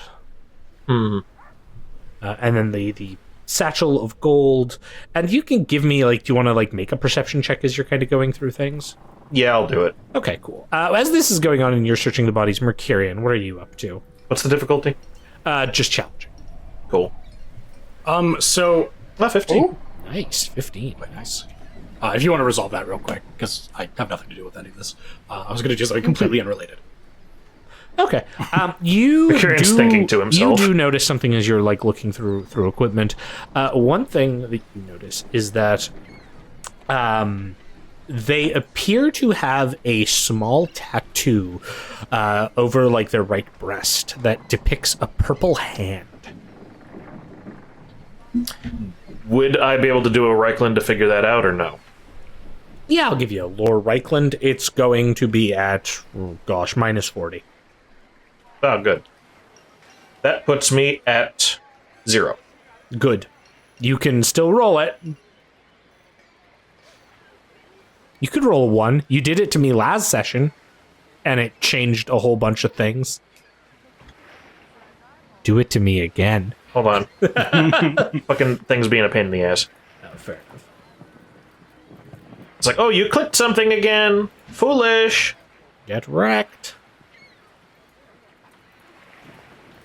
I saw the 0 and I was real worried there for a second. Sadly, no. It still says marginal success. I don't think it's meant for like going back in time. But yeah, you are not familiar. But like Nugget comes up and makes like a disappointed sound. Zilyana, you meanwhile find a guard who is sort of like sauntering up and down like with a comrade, and they look at you, kind of having their halberds raised. And it's like, yes, ma'am. Right, there seems to have been an incident at the bar. We've got 2 bodies, crossbows, right outside. No. Some of my compatriots are investigating. All right, come on. The two of them sort of like walk over. Zilyana, you return with them just as Arno, you finish your investigation. Like I assume you're just sort of backing off. Barin and Mecurion, What are you doing as these guards are approaching? Start with Barin. I assume to be look at the crossbow bolts yet. Yeah. There were 2 of them. Yeah. Okay, so we didn't look at them closely. So Baron would like to potentially take one of them out, and then like to do a perception check on it, just to kind of make sure it's like a human crossbow, or did like little rat hands make these crossbow bolts? Oh, of course. Please give me a perception check. God damn. Do I? At 100, he's going to think that these were made by rats. For some reason, absolutely. that's right. I get minus 10 because I'm sick, and minus 10 because I'm wearing a helmet. With That's my right. 32 perception, so now it's just garbage. He just does not see it. Do it. I Yeah, sure, believe let's in do you. it. And I rolled a 2! Yeah! Nice. These are made by human hands. This is a very standard human style crossbow. Are they Ungak? They do not represent the theoretical crossbows that would be utilized by rat figures that are clearly figments of your imagination. So-called rats. I'm not figments of my imagination. They took me mine! Since you picked them All up. right. The guard has approached. Mecurion, what are you doing as the guards have approached? Okay, so I understand that there is a lot of intrigue about these 2 dead bodies, and they're probably really important to this module. But I apparently have to fight the single greatest duelist in all of the Empire tomorrow. So I'm sort of still thinking about how to deal with that, and I'm coming up with some cunning plans. The first one is Nugget is listening to you. yeah. Baron's looking at you going, he said 2 words next to each other. Just one of them. Mecurion rat confirmed. Yeah, Nugget sees Barin going like incensed with rage over the bolt and just walks away and goes to Mecurion. He's like, what do you have for me? Nugget, I'm glad you're here. Yes, I'm here to rub a duck at you. And I'm going to be pacing around, talking at him. I'm going to be working through, could I make some lore heraldry checks to try to understand the history or perhaps like the, any understanding of the family, and their relation to other people in the family of the noble guy I've just fucked up? If he has any shitty brothers, anything like that? No, that's a bit of a stretch for like heraldry in this case. I figured it would be vaguely lore nobility in a way, but maybe that's a different skill. I think it is. In that case, here's what I'm going to do. I am going to, we know where, that noble woman is, right? The dragon. Or is the dragon her? You know her name. Like, you didn't get, like, an address or anything. But... We know she's going to that festival. The Schaffenfest, yes. Yeah. Yes, indeed. Perhaps we can meet her before she gets there. I'm going to ask the guards. Excuse me, what was her name again? I'm so sorry. Yeah, so... 1 sec. Just gonna pull this up to get the names, because names are important. Yes. Lady Kirsten Gottlieb. Yes. Excuse me, gentlemen. Would you happen to know the address of one Lady Kirsten Gottlieb? You're asking the guards who are investigating a corpse this? Well, presumably we've been pulling over it first. I mean, yeah, but they've now come up and seen the corpse. Like, I appreciate the mental image of, like, you are in your own world, and, like, these guards have come up, that is like, looking at this corpse. Yeah, you know what? Like, excuse me. Say that, yeah, that's what Mecurion would Gentlemen, do. do you know where I could go to a pizza hut? Excuse me, do you know where I could find Burger King? The real one. The Burger Queen. They just look at each other and are like, the first one's like, no, and the other, like, the other one, she just kind of, like, looks over at Zilyana and is like, do your friend have a bit too much to drink tonight? Because, no, I think my friend's still just riding a bit high off of some earlier excitement tonight. Right. Mecurion, what are you doing? Well, I'm going to need to call in some favors, since those dastardly bastard punks, you know, the one that had that crossbow. Yes, you recall. He had that crossbow hidden, and oh my goodness. Could it be that the killer of these two corpses was, that fat nobleman? You are the worst human being ever. I need you to realize how bad of a person you are. All right, sure, yeah.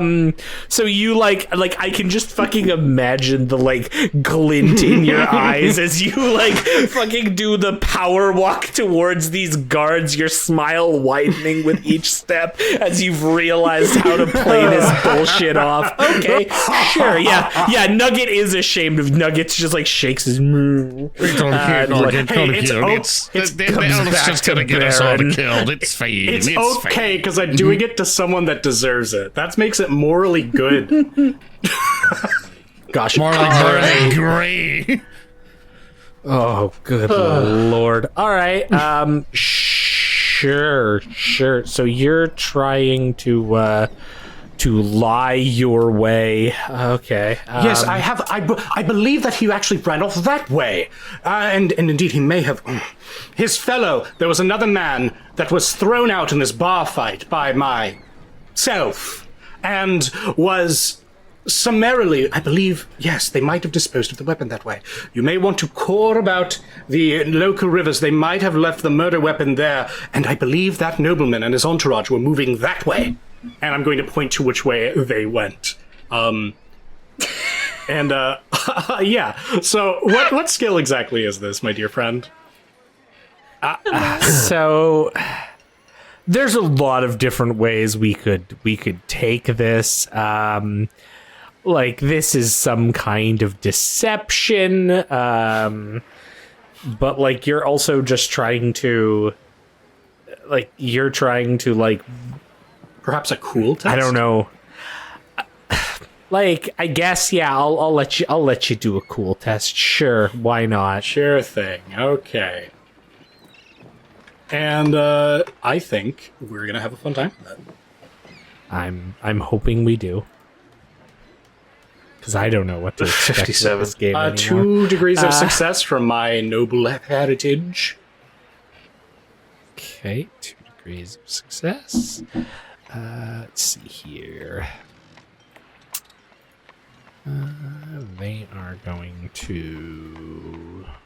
As he's doing all this, Barin's just going behind a couple crates and just chilling out, just not being seen. Yeah, they're kind of like nodding and are like, yeah, and like taking down like notes and like, what was the name you said again? Yeah, he did say that fat ass did say his name quite many times, but it's been like 3 weeks since that session. Jacob. Jacob, what was his last name again? Jacob von Katzenreich. Yes, Jacob von Katzenreich. He'd brought himself and his entourage. I don't imagine they had much involvement in it. And yes, they had come in to harass the people in the tavern. They were bloodthirsty. They, in fact, vomited several times. I believe he was drunk. Could you believe it? And then they brought in one of their own protagonists, possibly a hired killer, in order to perhaps rob or even kill me. My name is Mecurion Trust Elf. I'm a noble visiting from across the pond, and I believe that somewhere among the midst, the brave people in the tavern were able to resist their cajoling. We were able to, at the very least, knock that man into the river, whereupon we saw a crossbow fall out of his pocket. And, on top of all of this, I challenged this man in good honor, and in his frustration, he ran away from me. And now you see, he's vented his rage, no doubt, on these poor, innocent people. Yes, this seems very clearly to be the only answer to this situation. They take down all of your information and depart, nodding and like, all right, we'll look into it. Oh, you're staying here, right? Oh, yes. Okay, well, we know where to find you then. Good. Thanks. And, like, they collect the bodies and, like, priests of Mora come. I'm gonna say we're gonna take our break here, because I know I need it. And then we'll come back to see what could possibly go wrong next. Oh, boy. BRB, friends. All right. Be right back, everybody. We'll be back in about Christ. 5-10-ish minutes. And we're back. Welcome back, everybody. Hello. Well, so where we left off, our players had come across some corpses outside the Boatman Inn. The two fellows who had met with Arno in the Königsplatz earlier in the day and had indicated some kind of arrangement. But now they've appeared dead with crossbow bolts in them. And so with that, Mecurion has impressed upon the guards that their murderer may in fact be the man he is scheduled to duel on the morrow, one fellow by the name of Jacob von Katzenreich. But with all of that said and done, the guards have gone off to investigate, leaving our players at the Boatman Inn. Joseph takes his adieu and goes back to his boat, the Barabelli, still, offering to take the players on to Bogenhafen should they wish to travel there. But finally, our players, after a very eventful day, get a moment to actually enjoy some rest. So, real quick, well, I'm going to need some tests from some people. Primarily, I am going to, I'm looking at Arno and Barin. I would like for both of you to give me a toughness test at +20. Oh, okay. Well, +20, okay. That's easy. Yeah. I rolled a 98. I rolled a 39. I want to roll that. Can I re-roll that? Barin is about to get the flu. Barin, The fluke. let's see here. Mr. Reroll. Barin, do you have Reroll. another? Do you have another? Yes, You do. You do. Yeah. Oop. Okay, do it up. Oh, much better. That's a 27. All right. So after a like well earned nights of rest, you managed, both of you, in fact, managed to fight off the fatigue of the common cold. Yay! We won't really get the sentry and, What was that? Don't worry about it. I kept trying to think of RimWorld jokes and it just fell flat. Just keep going. Oh, okay. Nice. Okay. I'm no longer sick. I'm too old for these things. Okay. So An both of you. aspirin. However, Barin, Uh-oh. your night, whilst physically restful, is mentally taxing. You are in deep underground caverns, the domain that you know very well, the Stackwall Mine. But none of the lights are on, and there are things chittering in the dark. Neek, neek, neek, neek, neek, neek, neek. Red eyes staring out from countless passageways at you. Neek, neek, yes. So it's like a Tuesday night for Baron. Yes, but you are remembering. You are like having memories that you clearly could not have had of being in the mine. Well, it is filled with terrifying rats that walk as men. Can I roll something to have slight control of my dreams? Of course. What would you like to roll? I'm asking Cool you. test? Yeah, sure, cool a cool test. test. Give me a cool cool test. Is test. pretty high. Yeah. Since I'm no longer Just a sick, flat I'm gonna cool turn test. down to a 0. That's a 64 out of a 68. Yeah, you have a bit of control of your dream. Yeah, I'm buff as hell, and I'm like fighting, these walking rat people on top of a pile of dead rat people. Turning into a nightmare from a kind of decent dream. Yeah, and like you're having this heroic moment, which is really good. Like you're feeling great about this. You're taking them down. You're defending the Stackwall mines. But as you are doing this, you are seeing in the distance that members of your clan are being dragged into the darkness by these rat men, and you are unable to help them because they seem to continue to just swarm about and take all of the entirety of your mine. No, I'm tossing and turning. Are we sharing beds? Yeah, I would assume. No, actually, no. You were each given your own room in this case. So you have Nugget in Just there. in one You have big Nugget. bed. Yeah, you have Nugget in there. I was about to ask, which unfortunate soul? Nugget. Yes, Somebody's Nugget. getting No, not kicked. Nugget. Like Nugget's off of somewhere. Like Nugget's kind of like the foot Okay. of the bed, but like in the air, I'm like punching up, and you're like, I'm tossing left and right. And then like you finally well actually yeah you know what you do like manage to land a blow. You manage to wake up and land a blow on the face of your friend Yosef, who's looking down at you, like stumbling back as you strike him. It's like, oh, Barin, and he's like cradling the wound you have given him, and you can like see the door to your chamber is open behind you, and the light is like filtering in, the morning light of a new day.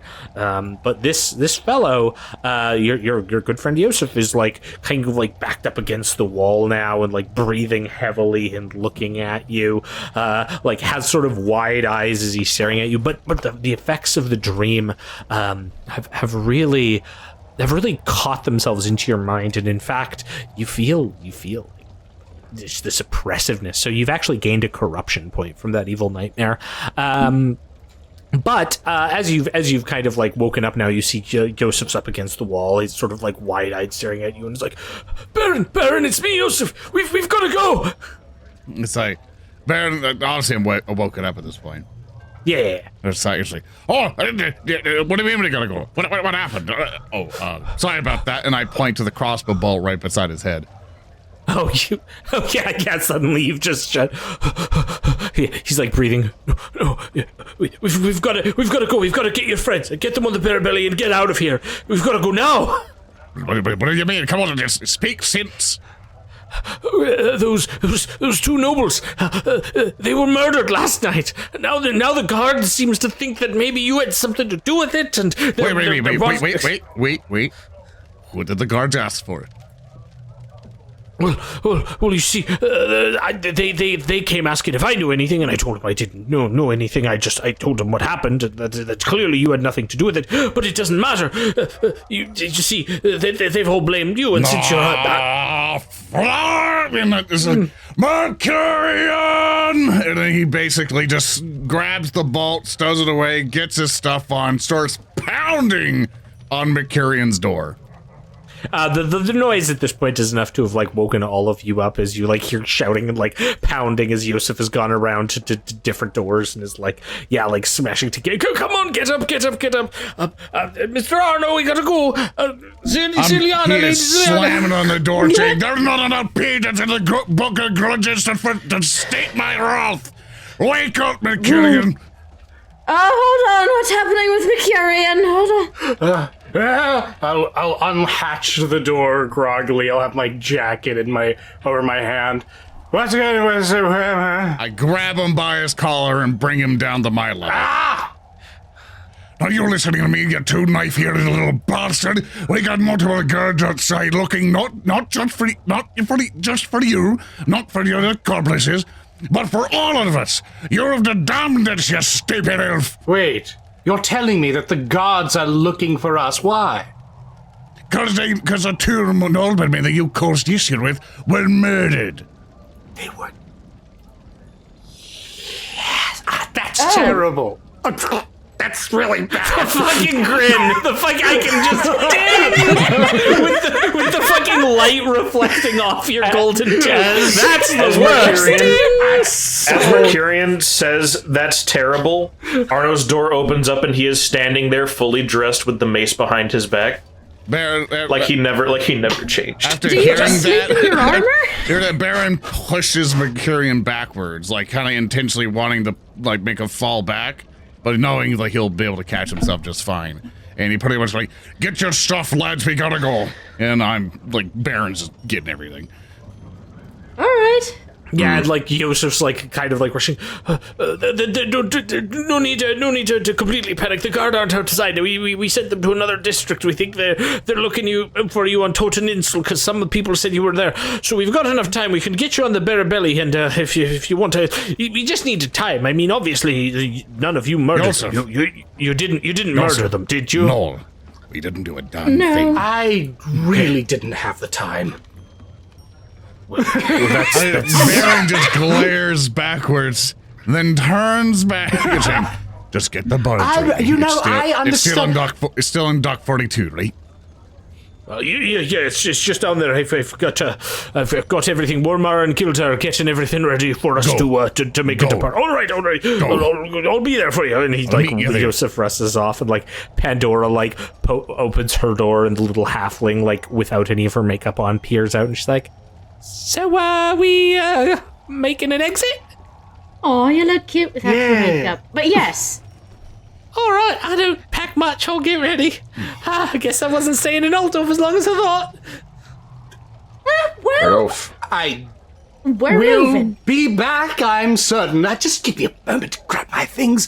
Just gonna have a quick second. I'm gonna be packing You got on. less than that. Barin is like, hold on. What? No, he's saying Arnold. I'm right here, sir. Sorry, the Discord doesn't pick it up. I assume you say he. I'm right here, sir. Hey, let's start going. Dock 42 elves and Barin just going. He is just blood rage mad right now. Oh yeah, like he's like grabbed everything. Like Nugget is like dutifully at your side. I assume you were like departing, making your way towards the Barabelli where you noticed Yes. docked. Pandora's like grabbed all of her stuff, like has the one like piece of luggage that you would like saved from the street urchin and is quickly like following out behind you. Arno, are you just following along this procession? What are you up to? Arno has his rucksack and he is following swiftly because presumably, Baron's moving on, so he's moving on with him too. Absolutely. Okay, and the elves? Yeah, I just lean down to Mecurion. We take those? We take those. High five. I don't know if this deserves a fine. high five, but I'll take one. I Yeah, like just them. fist- I hold out my Alright, hand. yeah, okay, fine. And we'll have a really unenthusiastic high five. There's a little like that. Yeah, it's like, yeah, well, you know. Yeah, we take it. I mean, better than dying. Yeah, Let's get well, our shit. the good news is that we can always come back and politic our way back into the city, I'm sure. And, oh yes, I'm just, as we're talking, I'm just going to quickly look at my dagger, look at my foil. I just want to make sure I didn't, like, kill them in my sleep or something. No, your foil is like has no blood. Oh, thank you, goodness. Oh, yes, get my stuff together. You know, Azurian, Kronos, Hoth, Loic, whichever one of you was responsible for this, I owe you one. All right, thank you. Let us away. And I'm going to stumble downstairs into the boat. Yeah, I will. Barin is I will asking if keep it's daytime, by the way. Yeah, the map was on nice. I'll just try to subtly remind Thurston. Oh yeah, fair. Sorry. So we cut to daytime. All right. So you make your way towards the Barabelli, which is currently docked, and you can see that Yosef and two crew member, a man and a woman in their probably 30s, are working and like moving to get the ship unmoored and ready to depart. You know, it's such And, like Yosef waves as you approach.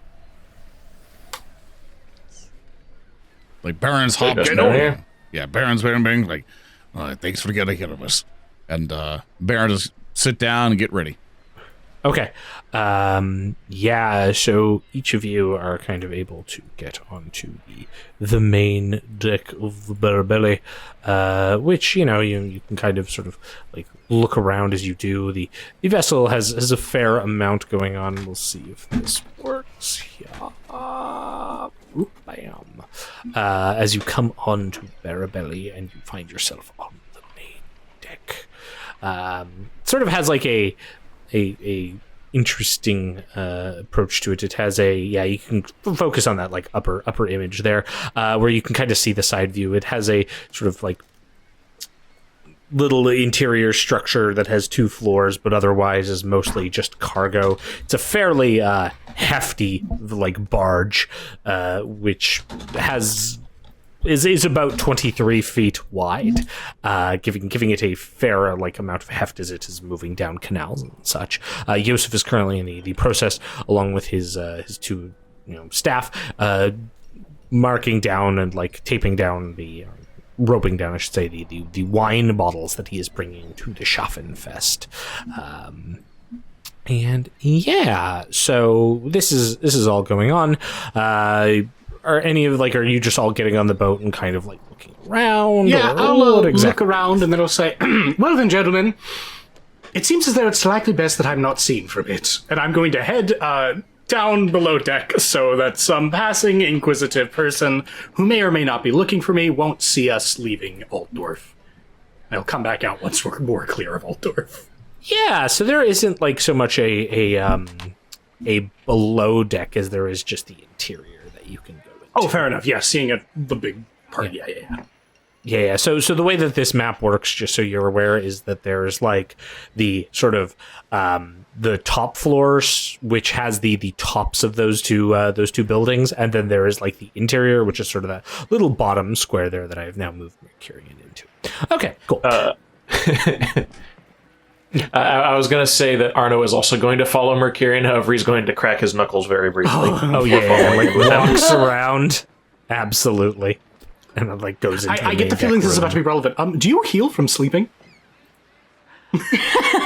I mean, yes, you do. It would be fair to give me my 4 wounds back, just in case he decides to hit me with something. Whoa, interesting. Okay. Well, that seems. Oh, okay. Zilyana, so you see that like Yosef is like and his crew are moving. Are you like helping out? Or are you going to like hide inside? What are you up to? Yeah, I'm just gonna help them carry some things because they're kind of doing us a solid by getting us out of here so quick. So I'll start lifting some boxes over my head, as is my duty. Absolutely. Barin, are you going to be helping out, or? Yeah, I'll be helping out because he needs to busy his hands or else he'll, punch elves. Damn. What did I do?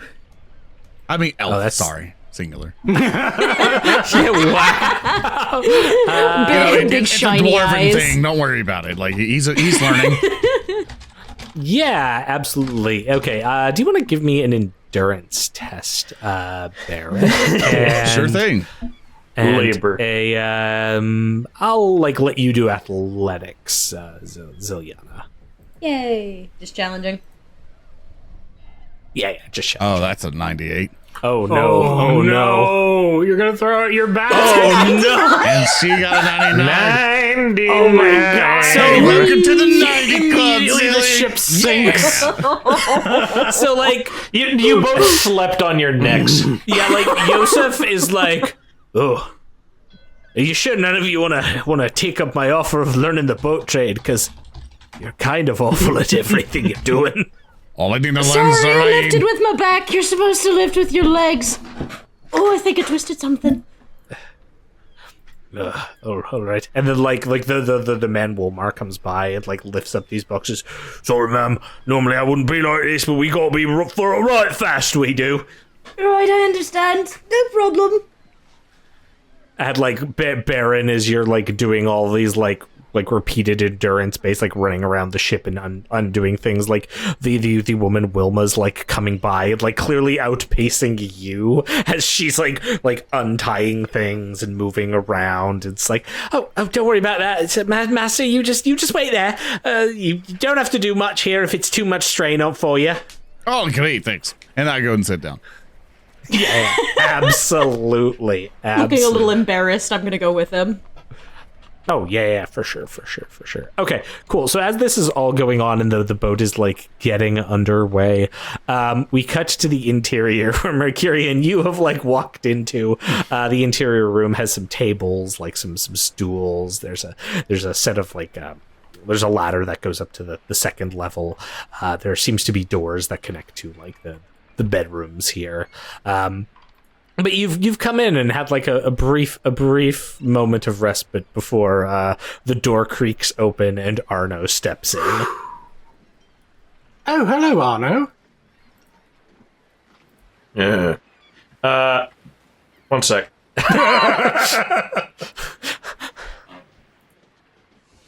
How many moons can I cost to hollow elven bones this turn? 1 second. Oh no! Oh no. Concerns, I have them. What was gonna happen? Just happening? freeze What's frame he of looking a for? rack of weapons. Very good. There's the attack. For audio people, would you like to say what you did? I rolled a specific test referred to melee brawling against Mecurion. I rolled a 26 versus 47. Please do what you will. Defend I guess yourself. I'll dodge. I don't want to because if you successfully deflect and then you get a crit, you can rip off part of his head or something. So yeah, I'll just dodge. Try. Yeah, no. I'm not gonna torture him, Chad. I'm not a barbarian. All right, He's all just do you do that thing where you walk in or you walk in, you're all proud, and then kind of hunch down and football tackle him? No, he's not gonna make a big deal out of it. He is just going to walk up to Mecurion as he enters the room, and he is going to take a quick wind back and sock him in the cheek. Yeah. Absolutely. Okay, that causes Mecurion to stumble back. He'll take 3 wounds and then stumble into the stool backwards. Now. Okay, was that all? Yes, Master Mecurion, that is in fact all. Well, thank you. He will then offer a hand to pick up Mecurion if he will take it. No, I won't hold that against you. Just warn me next time you're going for that. I should hope not, given I am not going to hold your little antics aboard that little bar against you. Now, Don't make our jobs harder than they need to be. Now, the bar I'll defend. I thought that... The boat begins to move. and you feel Arno these will sort wind of up like, again. Yeah, you feel the slight motion of the boat beginning to move. Oh, bloody hell, if you're going to punch me in the skull for defending myself. Not at all. No. I'm not- When a noble's honor is Yeah. besmirched, you stand up against it. Now, with the murder investigation, I will admit, it was a bit of a low point for me. I was scheming, and I didn't quite notice the harm that might possibly entail. And so, I'll gladly accept your scorn for that. But that fat man was walking in. Are your nobles truly like that? Do they just walk in and beat their peasants black and dirty and steal their gold? Is that what passes for law in the Empire? They get to do what they want and you just live with it. It blows, Master Mecurion. It blows like a cheap brothel whore, but it is something you have to deal with.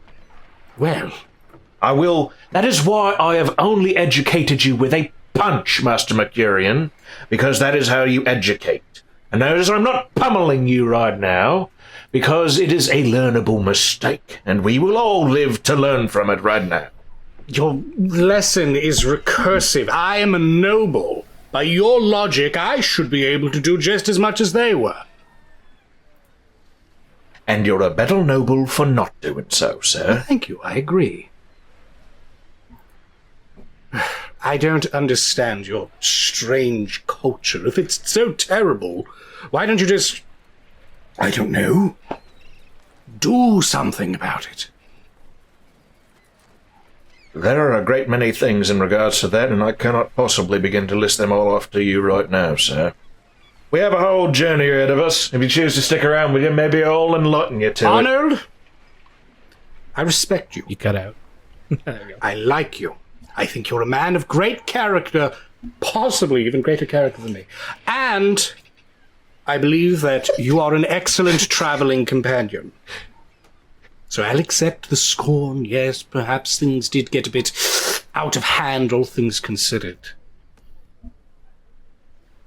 But Earndil to Speaker D, suck up. well, he means it. He's a noble, man. I appreciate it. Let's continue. Can you give me a perception check, Arno? Oh boy. Just a challenging perception check. Oh, good. I made him bleed. Yep. No more -10. You see I get a every 5. tardigrade on my Nice. brow. You pause in the conversation because you notice something different about Mecurion.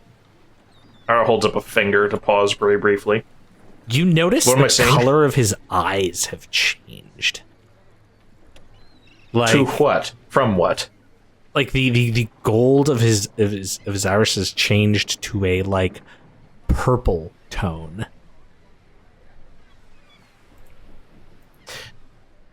Uh-huh. Can I do a shit, what would I even do for that?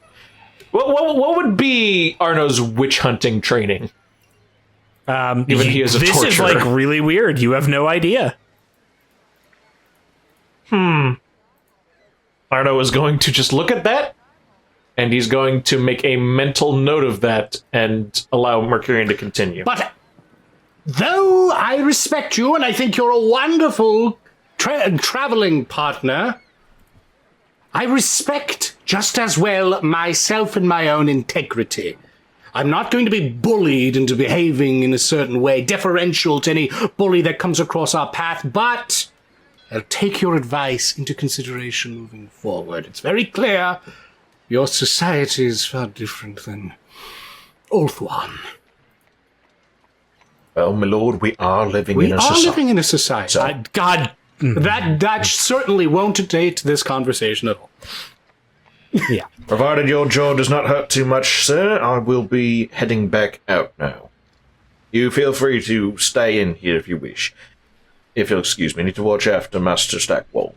So as you turn and begin to step out, Arno, like we have that cinematic moment where you open the doors to step back out onto the deck of the Barabelly, and you see that it is now moving down through the bay just outside of Altdorf, and all of you kind of get this like beautiful, well, not really beautiful, I mean it looks like garbage, but you get this vision of the of the bay as the Barabelli is moving out and sailing into the Reichsport, Altdorf's natural harbor that is just outside the city walls. You walk out the door opening to Joseph shouting out orders to the crew, even to Zilyana and Barin, who are like slightly helping out here and there, though they are quite not adept at being on a boat. As you come out, like we see flanked in the distance are the great warships of the Imperial First Fleet anchored in the horizon distance. You can see pennants, cannons bristling on decks. Many of these like ships are just sitting in harbor. You can see that there are dozens of other vessels all moving about, and Joseph is sort of like laughing out, "Ha ha, all right, we're on our way," and he like reaches into some of his stores and produces a bottle of wine, which he quickly like cracks the top off of and begins taking a swig from as the Barabelli gets underway. He breaks the neck off it. Oh yeah, absolutely. And like sort of like has some of this going like fresh down his mouth, like the wine getting a bit into his beard as he like has this wide smile as you're like taking out into the into this, and he like points towards like as you come out, Arno. He's like, "Oh, Arno, you'll appreciate this. Come here. You too, Barin. You might not appreciate this, Barin, but look over there." And he like points to this truly like enormous ship that's in the distance that you really just see the shadow of, and he's like, "That right there, that's the Emperor Wilhelm III, said to have a crew over 1,000. Hasn't left the Reichsport in its 70 years of service. It's a beautiful one." I was going to reflect on the idea that they have a massive warship that just does not leave the harbor. Do you make mention of this at all, like the idea that they don't leave? Yes, that certainly is an impressive ship. Sure would be nice if it was used against something other than pirates. He like conspiratorially leans in towards you and like raises the shattered like neck of the wine bottle towards you as though like, "Do you want a swig?" He's like, let me tell you a secret, friend." Arno pushes the bottle away with one finger. Yeah, he pushes it away, which like is enough indication for Joseph to take another swig straight from it. "You see, most of these ships haven't seen the sea. That's because you got Marienburg at the mouth of the River Reich, and taxes they charge for warships passing through there are so high, Empire only rarely has them leave." Uh-huh. Ooh. There's the Teutogian law. If you see it right over there, that there is a prison barge. Of course, what they won't tell you is that most of those prison hulks, they're all ruled over by, I don't know what his voice is doing, but sorry about that. They're all ruled over by their crews. Criminals that they were supposed to incarcerate are now running the madhouse. And he like kind of leans back and takes more of the wine. Is Barin up here with this, or is it literally just him pointing things out to me about? He Barin seems like is- you'll be interested in boat stuff, but like he assumes Barin will have no interest in boats. Yeah, Barin is literally sulking and being a sad dwarf, just kind of sitting like not on the edge, so like some random mermaid can just grab his knees or something. And some random shows up. sea Random monster, what? and he's just Baronessa kind of near shows the up. edge. And he's like near the edge, just kind of looking at it, just like trying to let the mad calm down. Yeah, I'll sit down next to him. Yeah, so like Barin and Zilyana are like sitting on like these boxes, just like at the sort of aft of the ship.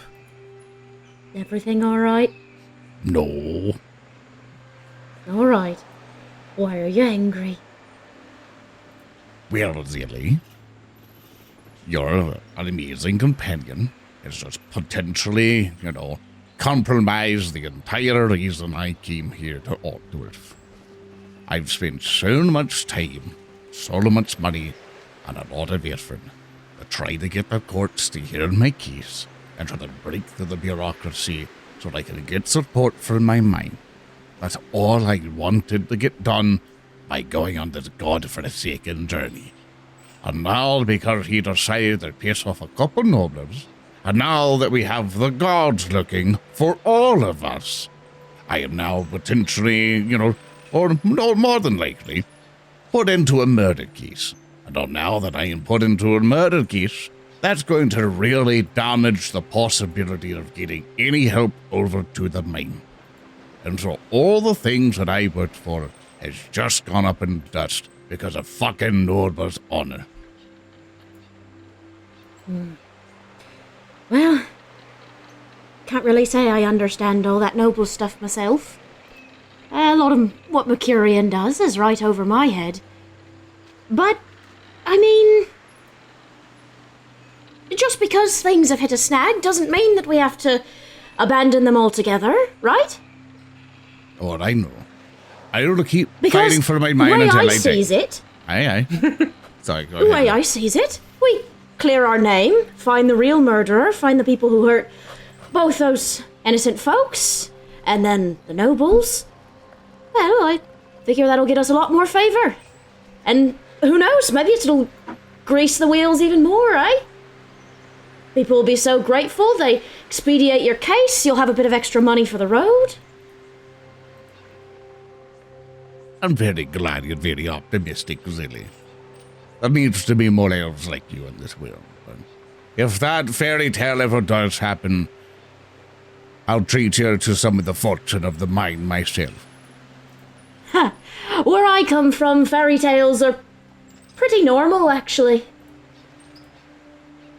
Well, here in this I wouldn't call it lands- optimism. I would just call it, Actually, no, it would be optimism. You're right. I'm bad with words. It's okay. It's like, Barin will tap her on the shoulder. Thanks for trying. And like Just nods. as this is happening, Wolmar, the sort of the male of the two ship hands, comes over and sort of like looks at both of you. Not to interrupt this fine moment, but you may want to hold on to something. Oh God. We're about to go into the canal, and Right. Master He'll look Joseph home. has about a 30% success rate on this. Oh, I see. He'll look at him and say, "You got the rope?" 30 out of what? He's like grabbing like the rope out of lot. It's like, yeah, just tie it on my belt. And like, yeah, you can see that like Joseph is now clearly moved away from Arno and like showcasing everything and has got behind the wheel. All right. Here we go. Just a little bit of maneuvering on the sails. See how it goes. Baron. Here comes the 100. No, he'll get a 13 out of 82. And like, you realize that he is navigating into a canal offshoot from the area. And as you're all seeing this, you would guess that like you've been kind of noticed that the vessel itself is 23 feet wide, which is good because this canal is only 25 feet. Oh my wide. god. Good. All right, we're in. It's all good now. He takes another swig from the wine bottle. Is drunk boating, is that against the law? Is there like a blood alcohol content before you can't drive your boat anymore? What? Are you daft? No, of course not. By the way, she Drinks says more. that nerd shit ever so often, and none of us get it. True. Like Joseph shakes his head. It helps my nerves. You know what? That's entirely fair. We're gonna be fine. We're now heading down the Weissbruck Canal. If you have Lore Reichland, you can give me a check. Yeah, I guess I will, because I'm supposed to be on the deck. Oh yeah, I didn't. But I'm still in the building. Here, I'll move you back. Wow. Great. Just challenging? Yeah. Just challenging. I'll give you a 20. Yeah, so you would know a good amount about this, about the Weissbruck Canal. canal, particularly that it is a 60-mile canal that was meant to carry coal and iron from mines directly to Altdorf by avoiding heavy tolls in the state of Karaberg. It was originally designed to accommodate narrow barges towed by horses, and then it was expanded. The canal is only 25 feet wide at its narrowest point, but occasionally you'll find sections that have been expanded to 50 feet, which are referred to as passing places.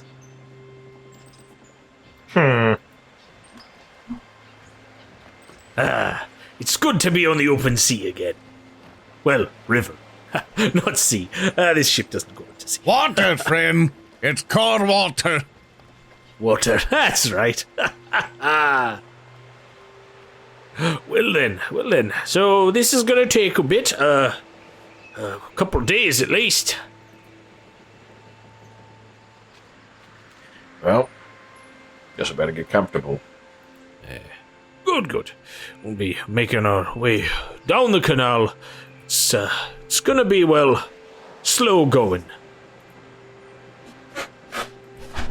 Oh, we got my horse, right? That reminds me. I will assume your horse has been. We all just unanimously We just forget about panicked the right horse. the fuck out. Yeah, we don't need to remember the horse. That's your responsibility. It's your animal. You know what? Like, as the Barabelli is taking off, the horse does this majestic, like, gallop and jump onto the deck. Thurston, please place horse on map. Yeah. Put horse in bag. Put horse in bag. We just need, we need a horse bag for the horse, so I don't forget it. Horse. There you go. Horse. There's the horse. Wretched Jumps from the beast. bar to here from where we sailed. Just a Exactly, really yeah. good jumping horse. Majestic. Barin will, because it's going to take a while. I assume at this point, for instance, go and rest, whatever. Barin will go down. I assume there's these like net hammocks. That are strewn Yeah. on the Like deck. there's some cheap like in the interior, because you know that there's basically like two rooms in the interior. One of them is the captain's, and then the others is like the crew. But then there's sort of like the communal rooms where you can all set up in, or the ones on the upper level, which have like tarps over them in some areas. Yeah, You can, Barin you will can claim a rest. spot, just ignoring, everybody below deck, and just pretty much just hopping up there, went swoop straight to bed. Okay, Mecurion, like you were like everyone kind of like effed off. Were you staying inside well, still? I while was just punched in the face, and so I need to check my makeup. And I'm going to, of course, take out my, hand mirror and combing shit and all that stuff. Just check how I look. I didn't really have a lot of time to get presentable in the morning. Sure, give me a perception. Yeah. Let's see what my elf eyes see. If I can notice that certain details. Would you say this is a challenging perception check? I mean, I will say it is a challenging perception. Okay. Marginal failure. Cool. You're so concerned with that bruise on your face. Look, I'm gonna be honest. I am like a person who would never look in the mirror to check my eye color. So, Dude, I don't even know what my eye color is. I've had people tell me it's blue. I've had people tell me it's like steely green. I'm like, I don't. I just know. thought that since you said it was like a brighter purple, like that would probably clash with my all gold aesthetic and be more notable. yeah, but you're it like would complement it. yeah, and you're not taking I'm not like, all right, painful are my attention on eyes that. still You're- the right color? Yeah, you're looking at your bruise on your cheek. Yeah, I am. You notice it, but you're like, oh, I'm very complimentary colored today. Yeah. And then as that, like you hear Barin shuffling around, like up the stairs, like clearly like Get Nugget getting with me. into a position. Just- Oh yeah, Nugget. I'll put on the map too. That would be tragic. Yeah, you need to have him. You can't leave him behind. That's true. Nugget and the horse, they get into the best side adventure we we've ever mentioned seen. Nugget got on with me. So Yeah. he's been with me. Oh yeah.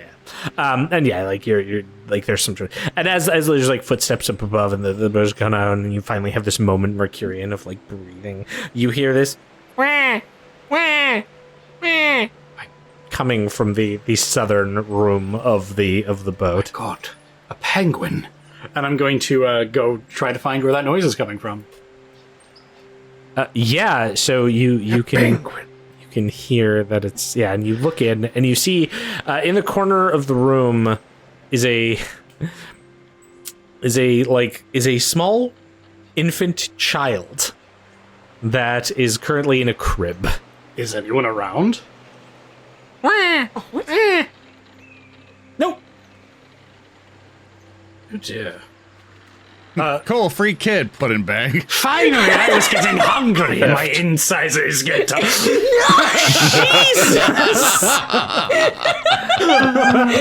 It's free sun. Finally, baby mode. I suppose there weren't any other passengers on this. There's like the deckhands. Yeah, I guess I'll take a look at this baby, see if it's obviously like a dwarf or something.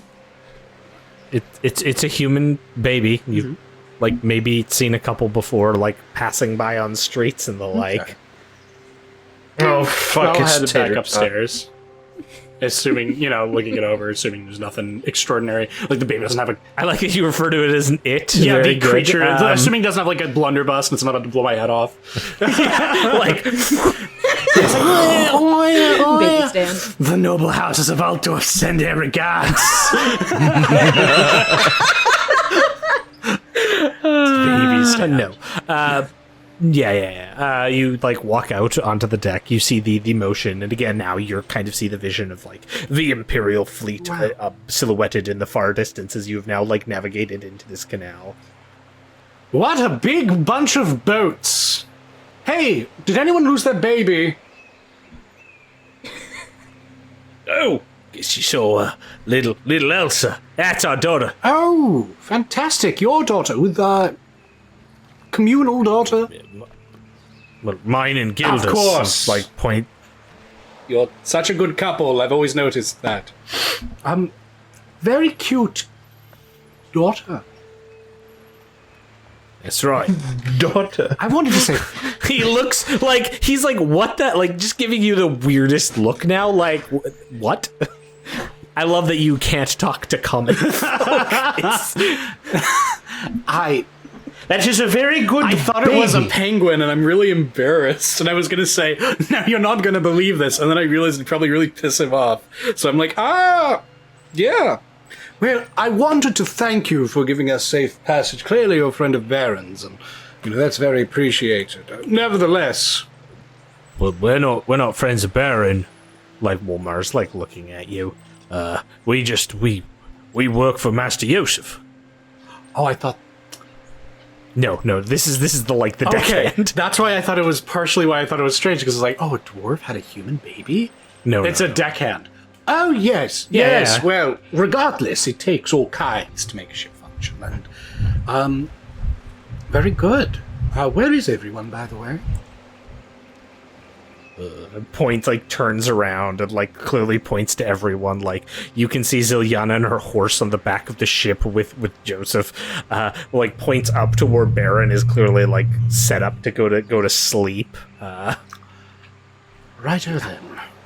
I'll, I guess, walk towards where the big make the duo a trio, because if Baron's trying to get to sleep and he's pissed off at me, he's not going to appreciate me waking him up to yell at him. Yeah, absolutely. Watch.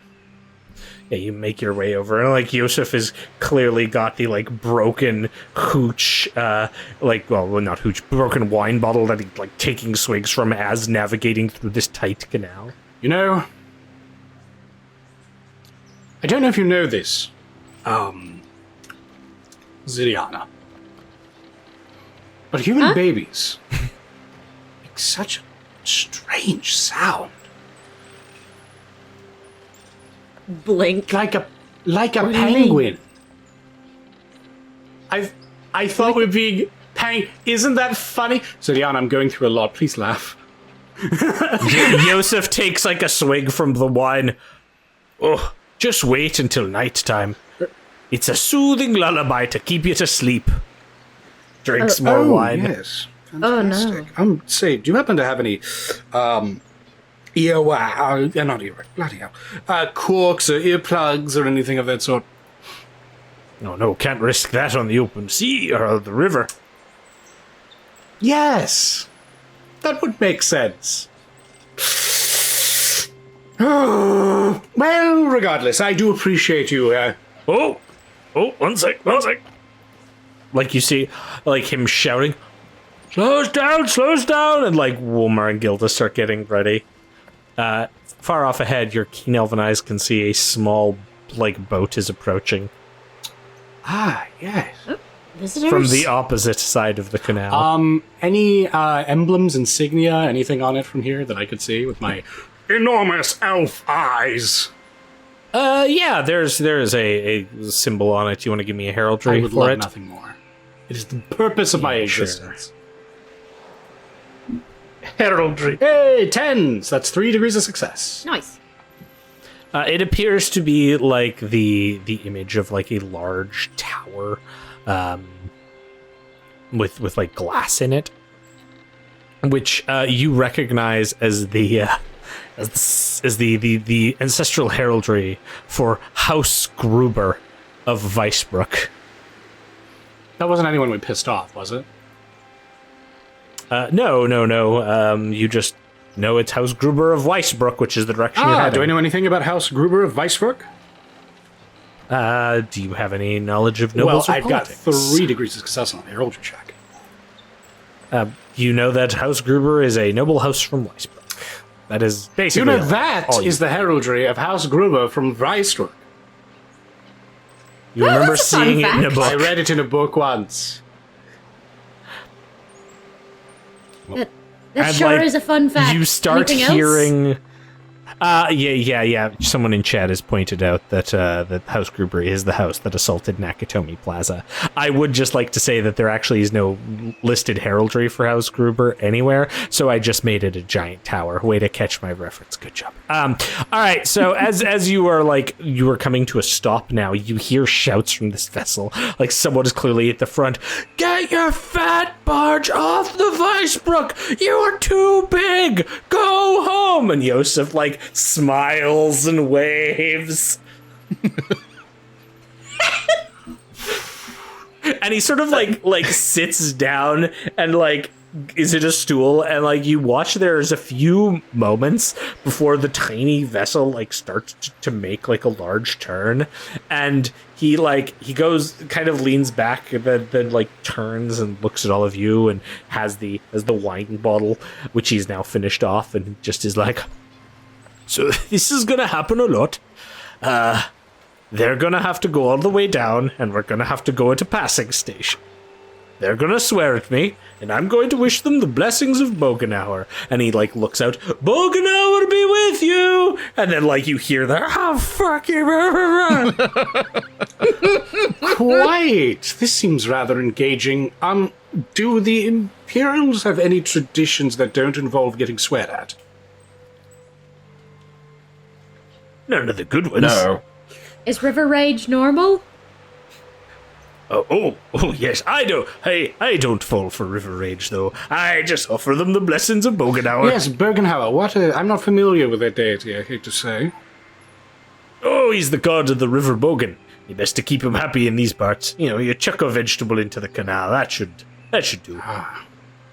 Oh, he eats his veggies. That is Good for very him. nutritious, I agree. Iron-rich diet, likely. I'm not a nutritionist. I would, care to ask, have you ever, say, piloted a vessel at sea? Oh no, just river barges. Just river barges, yes. This, empire is somewhat landlocked by the Marienburg business, or the Norse up north, right? Well, yes, the Marienburg taxes are far too high for vessels to go out into the open sea. Yes, that is quite a shame. I wonder if there's opportunity there. Oh, maybe. He's like, this is so above my pay grade. I throw vegetables. Sir, into what? Yeah, to Cole, keep spirits that's me. happy. You're like, what could I do for the politics of these nations? And this man is like, I throw vegetables in water to keep spirits how do you happy. feel about the political systems in Marienburg? I've heard that they have something resembling, is it not an oligarchy of some sort, or a republic, or is that, Chileans and whatnot? You're literally that Oblivion guard that comes up to people. It's like stand by the 9, stay off the road. Yeah, It's have you heard any word fuck. from the other provinces? Have you seen Armand Have you heard of the Kristoff? high elves? And it's like, cool, dude, bye. I got etiquette noble. I don't got etiquette boatman. Etiquette peasant, sweet. Yeah. Etiquette Bogan. Bogan. Points at you. Bogan. Bogan. Can everyone give me a plus 20%? I would love nothing more. Go. We're all going to see Mercurion's eyes. Yeah. Yeah, it was Mecurion. Oh, who Mecurion, fought it's up with fantastic. A bloodthirster attacks you. 94, nothing great. Oh. Ooh. 6 degrees of success. The 27. Barin got a 42 with 0, the marginal success. I got some water in my eye. I'm at a marginal failure. And an impressive failure 94, from no good. Arno. Yeah, okay. So Mecurion and Barin, you both notice that there's something like moving parallel with you on the road nearby, and you see a group of horses. It appears to be a group just sort of moving at roughly the same speed as you, kind of coming alongside, maybe within like 15 feet or so even. And Mecurion, you can see with your keen elven eyes the symbols of the road wardens. Ah, the road wardens. Oh, perhaps the canal wardens. Are they normal to be here, or are they looking for us? Yes, well, I mean, the road wardens bring the law out from the city onto the roads.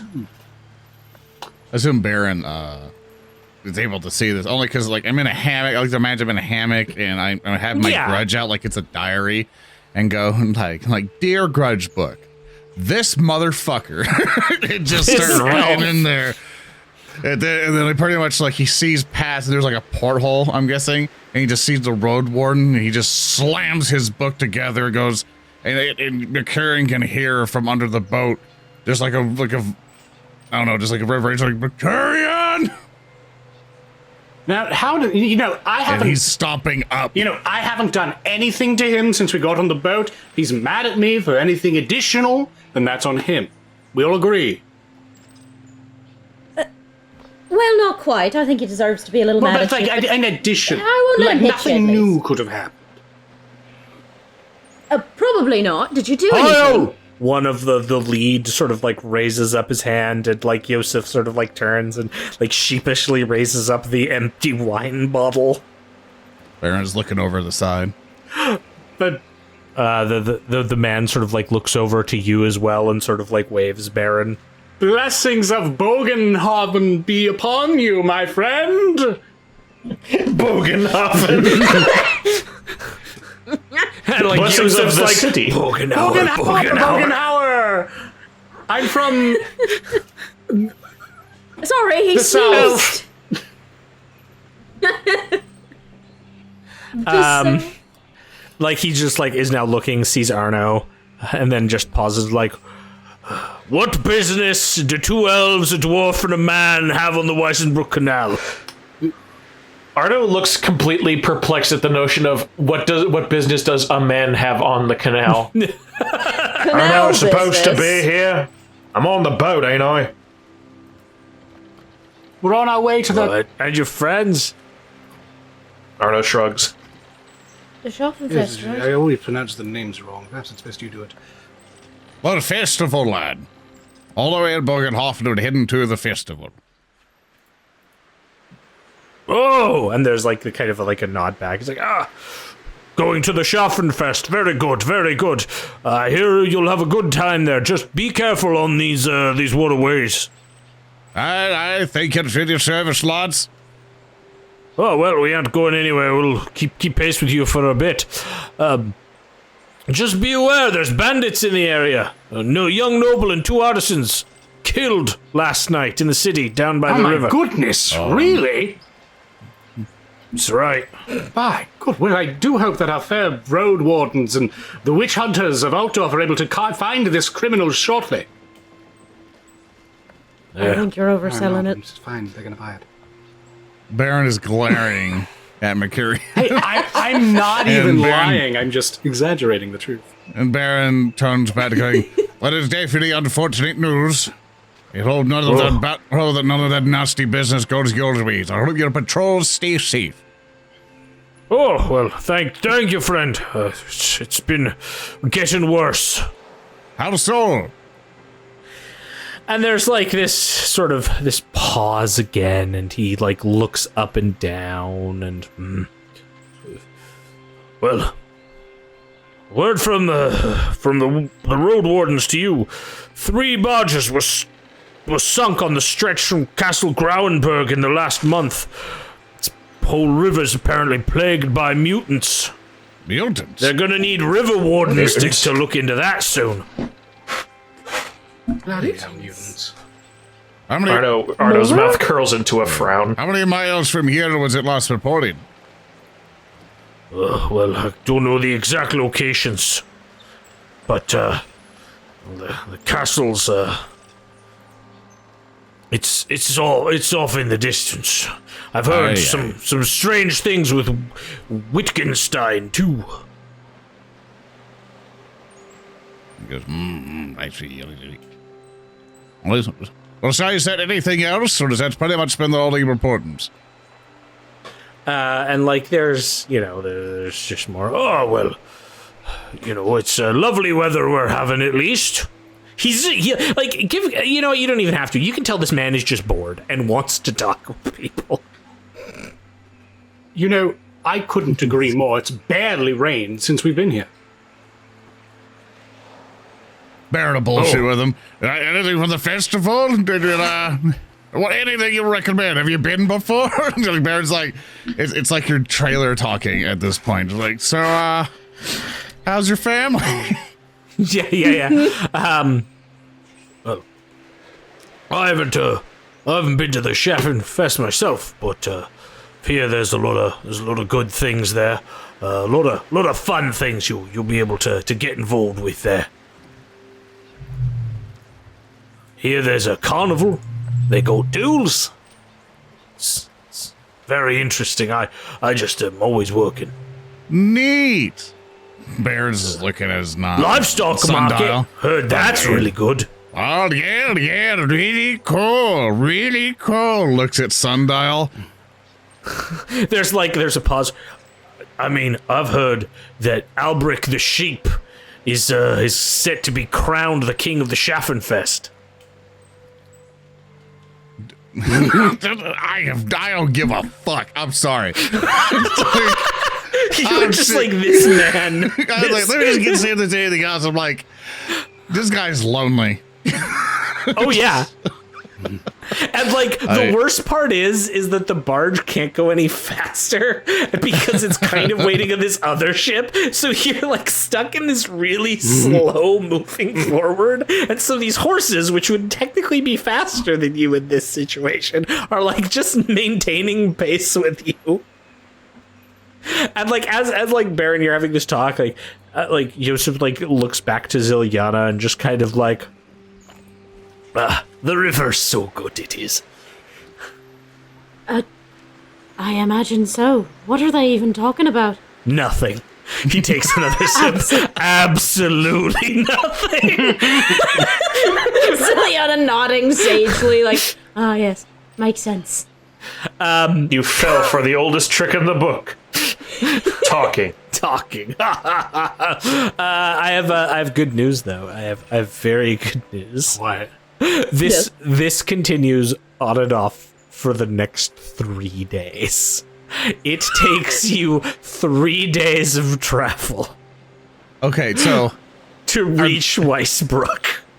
I have a What all question. do we find out about these guys? Like Bro, we need wives, to- their kids, their like whole life. Like who are these guys? Everyone, like these guys do not stay with you the whole 3 days, but there's always like something different happening, like some caravan or more people like shouting at like Yosef in his fat ass boat to stop hogging the entire canal, and then he's like, "I love you too," and then there's like this fucking awkward moment where their tiny boat has to turn around because they can't fucking do anything.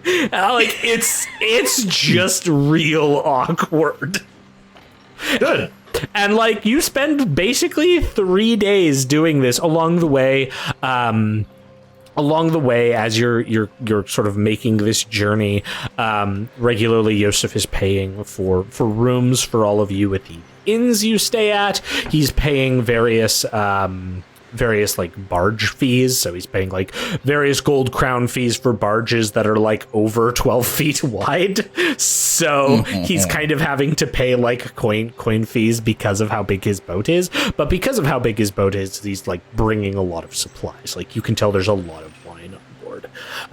As I mentioned, you kind of have the like occasional road wardens who may take notice of you, some other folks who want to like say hi. Most of the other barges you encounter are particularly upset with you, I would say. I'm sure pretty irate. Yeah. Especially because like you basically will like go to bed for the day when you reach one of those passing points, and you've like taken like a quarter of their day away from them because you're so big. But overall, you enjoy some nights at various inns, enjoying some like warm fires, some drinks. Joseph kind of goes on to provide like more background. You learn that Volmar and Gilda once had their own smaller barge, but they were beset by bandits and their vessels sunk, with their like literally at that point newborn on board, and Yosef came upon them and saved them, and so they've been like repaying him ever since by working on his large barge. Very cool. This is all the sort of like lovely like time you have until you eventually reach Weissbrook, which you know is the city that has been ruled by the recently ennobled House Gruba, a family that has become rich because of its deep mines in the Skag Hills, but has little in the way of status. Excuse me. Yosef goes on to explain, and you kind of get this over dinners and such as your like food and just generally like chilling on the boat because you don't have much to do. Less than a century ago, Weissbrook was just another small farming and fishing village, but the opening of the mines and the construction of the canal caused it to expand rather dramatically. It's now a bustling merchant town. As you approach, you can see the construction of the town everywhere. New buildings are being erected. Warehouses line the canal and riverbanks, storing coal and iron, which are going onto vessels both large and small that are then going down the canal. Basically, goods are flowing to and from Altdorf as this is going on. Since the Barabelli has like paid its fees, it's sort of waved through as lock keepers emerge to turn and allow them to exit the canal. They essentially have locks to prevent people from like moving through without paying tolls. The Barabelli moves inwards along like sort of the Weissbrook area towards the southern river that heads towards Bogenhafen, but rather than head onto the river, Yosef pulls the Barabelli into the sort of inn district of Weissbrook, and you kind of find yourselves finally docked back in civilization again after a few days' journey. As you come to dock, like Yosef pauses, takes a stretch. It's like early evening at this point. He smiles and takes a deep breath and says, "All right, Wolmar and Gilda and I'll get everything ready here. You go find yourselves somewhere to stay.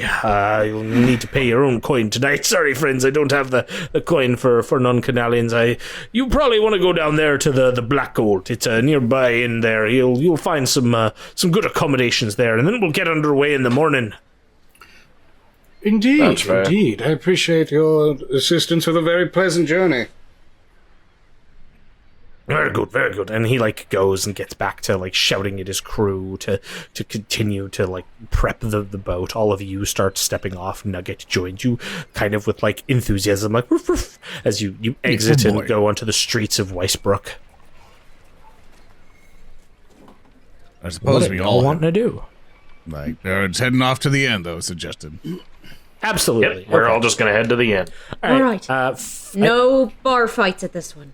I am anti-bar fight at this point, yes. Okay, so as you say that, Yes. Zilyana, I'd like everyone to give me a average plus 20 perception check. Oh no. Barin got a 49 out of 42, so marginal failure. 4 degrees of success. 44 to 81. I'll be rocking Okay. 31 It's to 80, going. 5 degrees of success. Cool. It's going. Give it a second. I believe in you, Arno. Second now.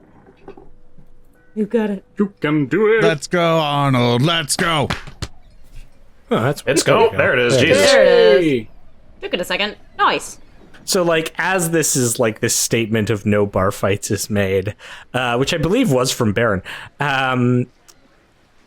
the rest of the remaining three of you look to see a figure that is standing in front in the doorway of the Black Gold Inn. You recognize, well, Arno and Mecurion, you recognize this stocky man as the one from the Königsplatz in Altdorf, the one who was also kind of like looking as this conversation was going on with the gesturing figures you eventually made contact with.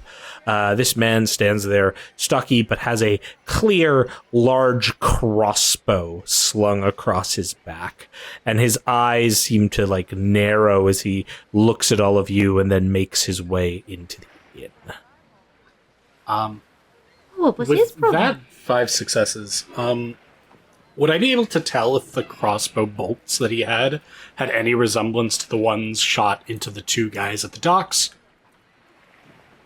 I mean, you'd be able to tell, like, it's the same style of crossbow, absolutely. Like, you can't forensic from far Well, away yeah, the obviously, it's exact like, oh, you makeup can of the tell. bolts, but I'm gonna take a look. like you could tell. Take yeah. a look at Arno. Well, what do you want to do? Arno is just going to breathe loudly through his nose as he contemplates what to do here. Would we be in the right for intervening in this, or are we gonna just get into a big tussle? What evidence do you have? Like, at this point, you've seen a man with a crossbow who was at a place you were at before. So, He was at a place we were at before. he was in the Königsplatz. Like, when you were talking to those 2 other guys, he was the other person who was staring, like, the kind of looking you up before you noticed the 2 who were making signals. Hang on, that one there. He's got a crossbow. Yes. Yes, and I saw him before when I I dealt was with the there. other 2. He has now walked inside the inn out of I'm sight. gonna grab Arno by the shoulder. Now, it's very likely that we've accidentally stumbled upon some kind of conspiracy or criminal organization, I don't know. I say we react carefully and learn more information before we do anything about it. That's the plan, but we don't exactly have a lot of time. Fair enough. Let's just pretend like we're still in their group. They had that, what was their symbol? That purple, what did call it? Purple Hand. Yes. I know the signal. Hold on. I'll follow your lead. Arno, can Arno make a quick signal to the guy using the signal we used the first time? He's already he's turned around and gone into the inn. Damn it. Like, it was very clear, though, as you've now seen this, he was watching you. He was probably watching the Barabelli and now has gone into the inn. I'll have to investigate that later because I don't want to take up everyone else's time. We'll head in a bit cautiously. Yeah, the 4 of you enter into the inn, which is like a very similar raucous affair to inns you've been to before. Before we go in, I do actually want to do something real quick. I'm gonna grab Barin. Barin. Uh-huh. he doesn't respond. Hold on. but he's Listen to me listening for a moment, please. The love of... He's just he's looking at you, Excellent. and that's basically all he's doing because he's been ignoring you the entire time. Yes, I've noticed. Cold shoulder aside, I understand that you're likely quite upset at me. Perhaps there is some debt at which I need to even with you.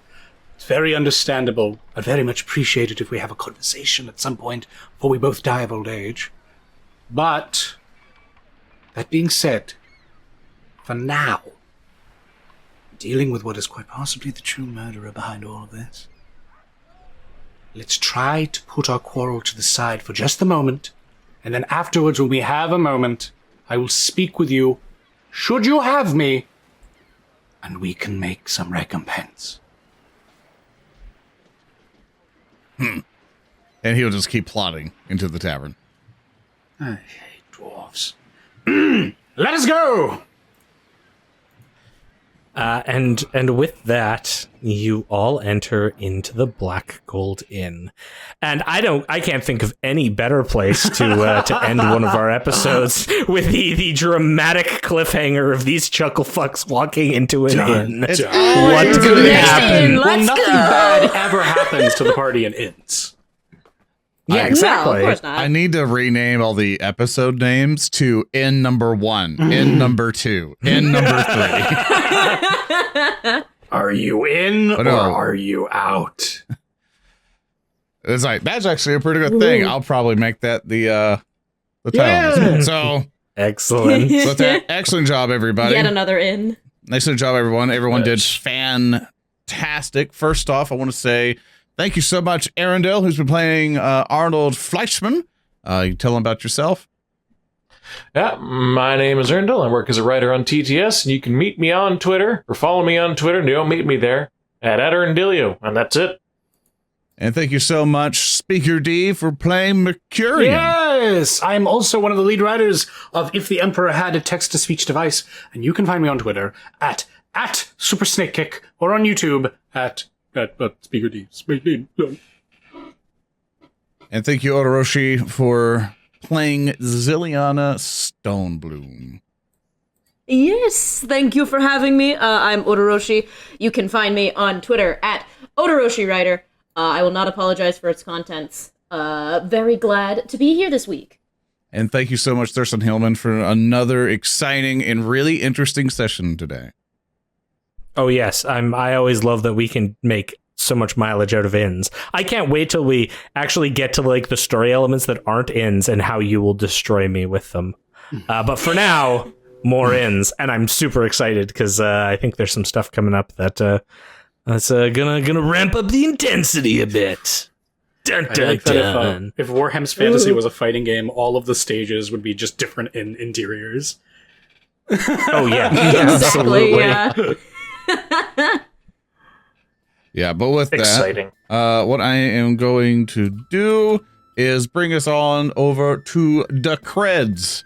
So I want to say thank you, everybody, for chilling with us so far. I've now updated it for the page. I think some folks here. Nope, I think I fixed. But yeah, but no, thank you, everybody, on Patreon for supporting us. If you want to support the show, you can always visit the show at warhams.tv.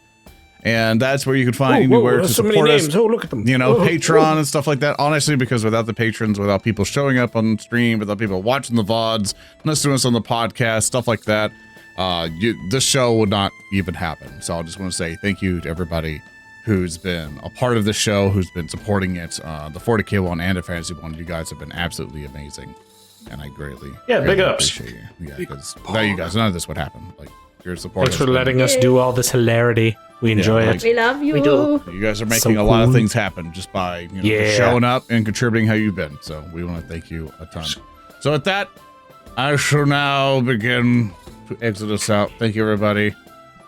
Thank you. As the music Yes, is really just loud it. for no reason. All right, thank you guys. Yes, music. Elf. Thank you all so Time for long music. and farewell. Bye-bye. my blessed friends. Farewell, everyone. Goodbye. Bye. Don't go. Bye. Farewell. City. Goodbye. You should go. The duck. Talking.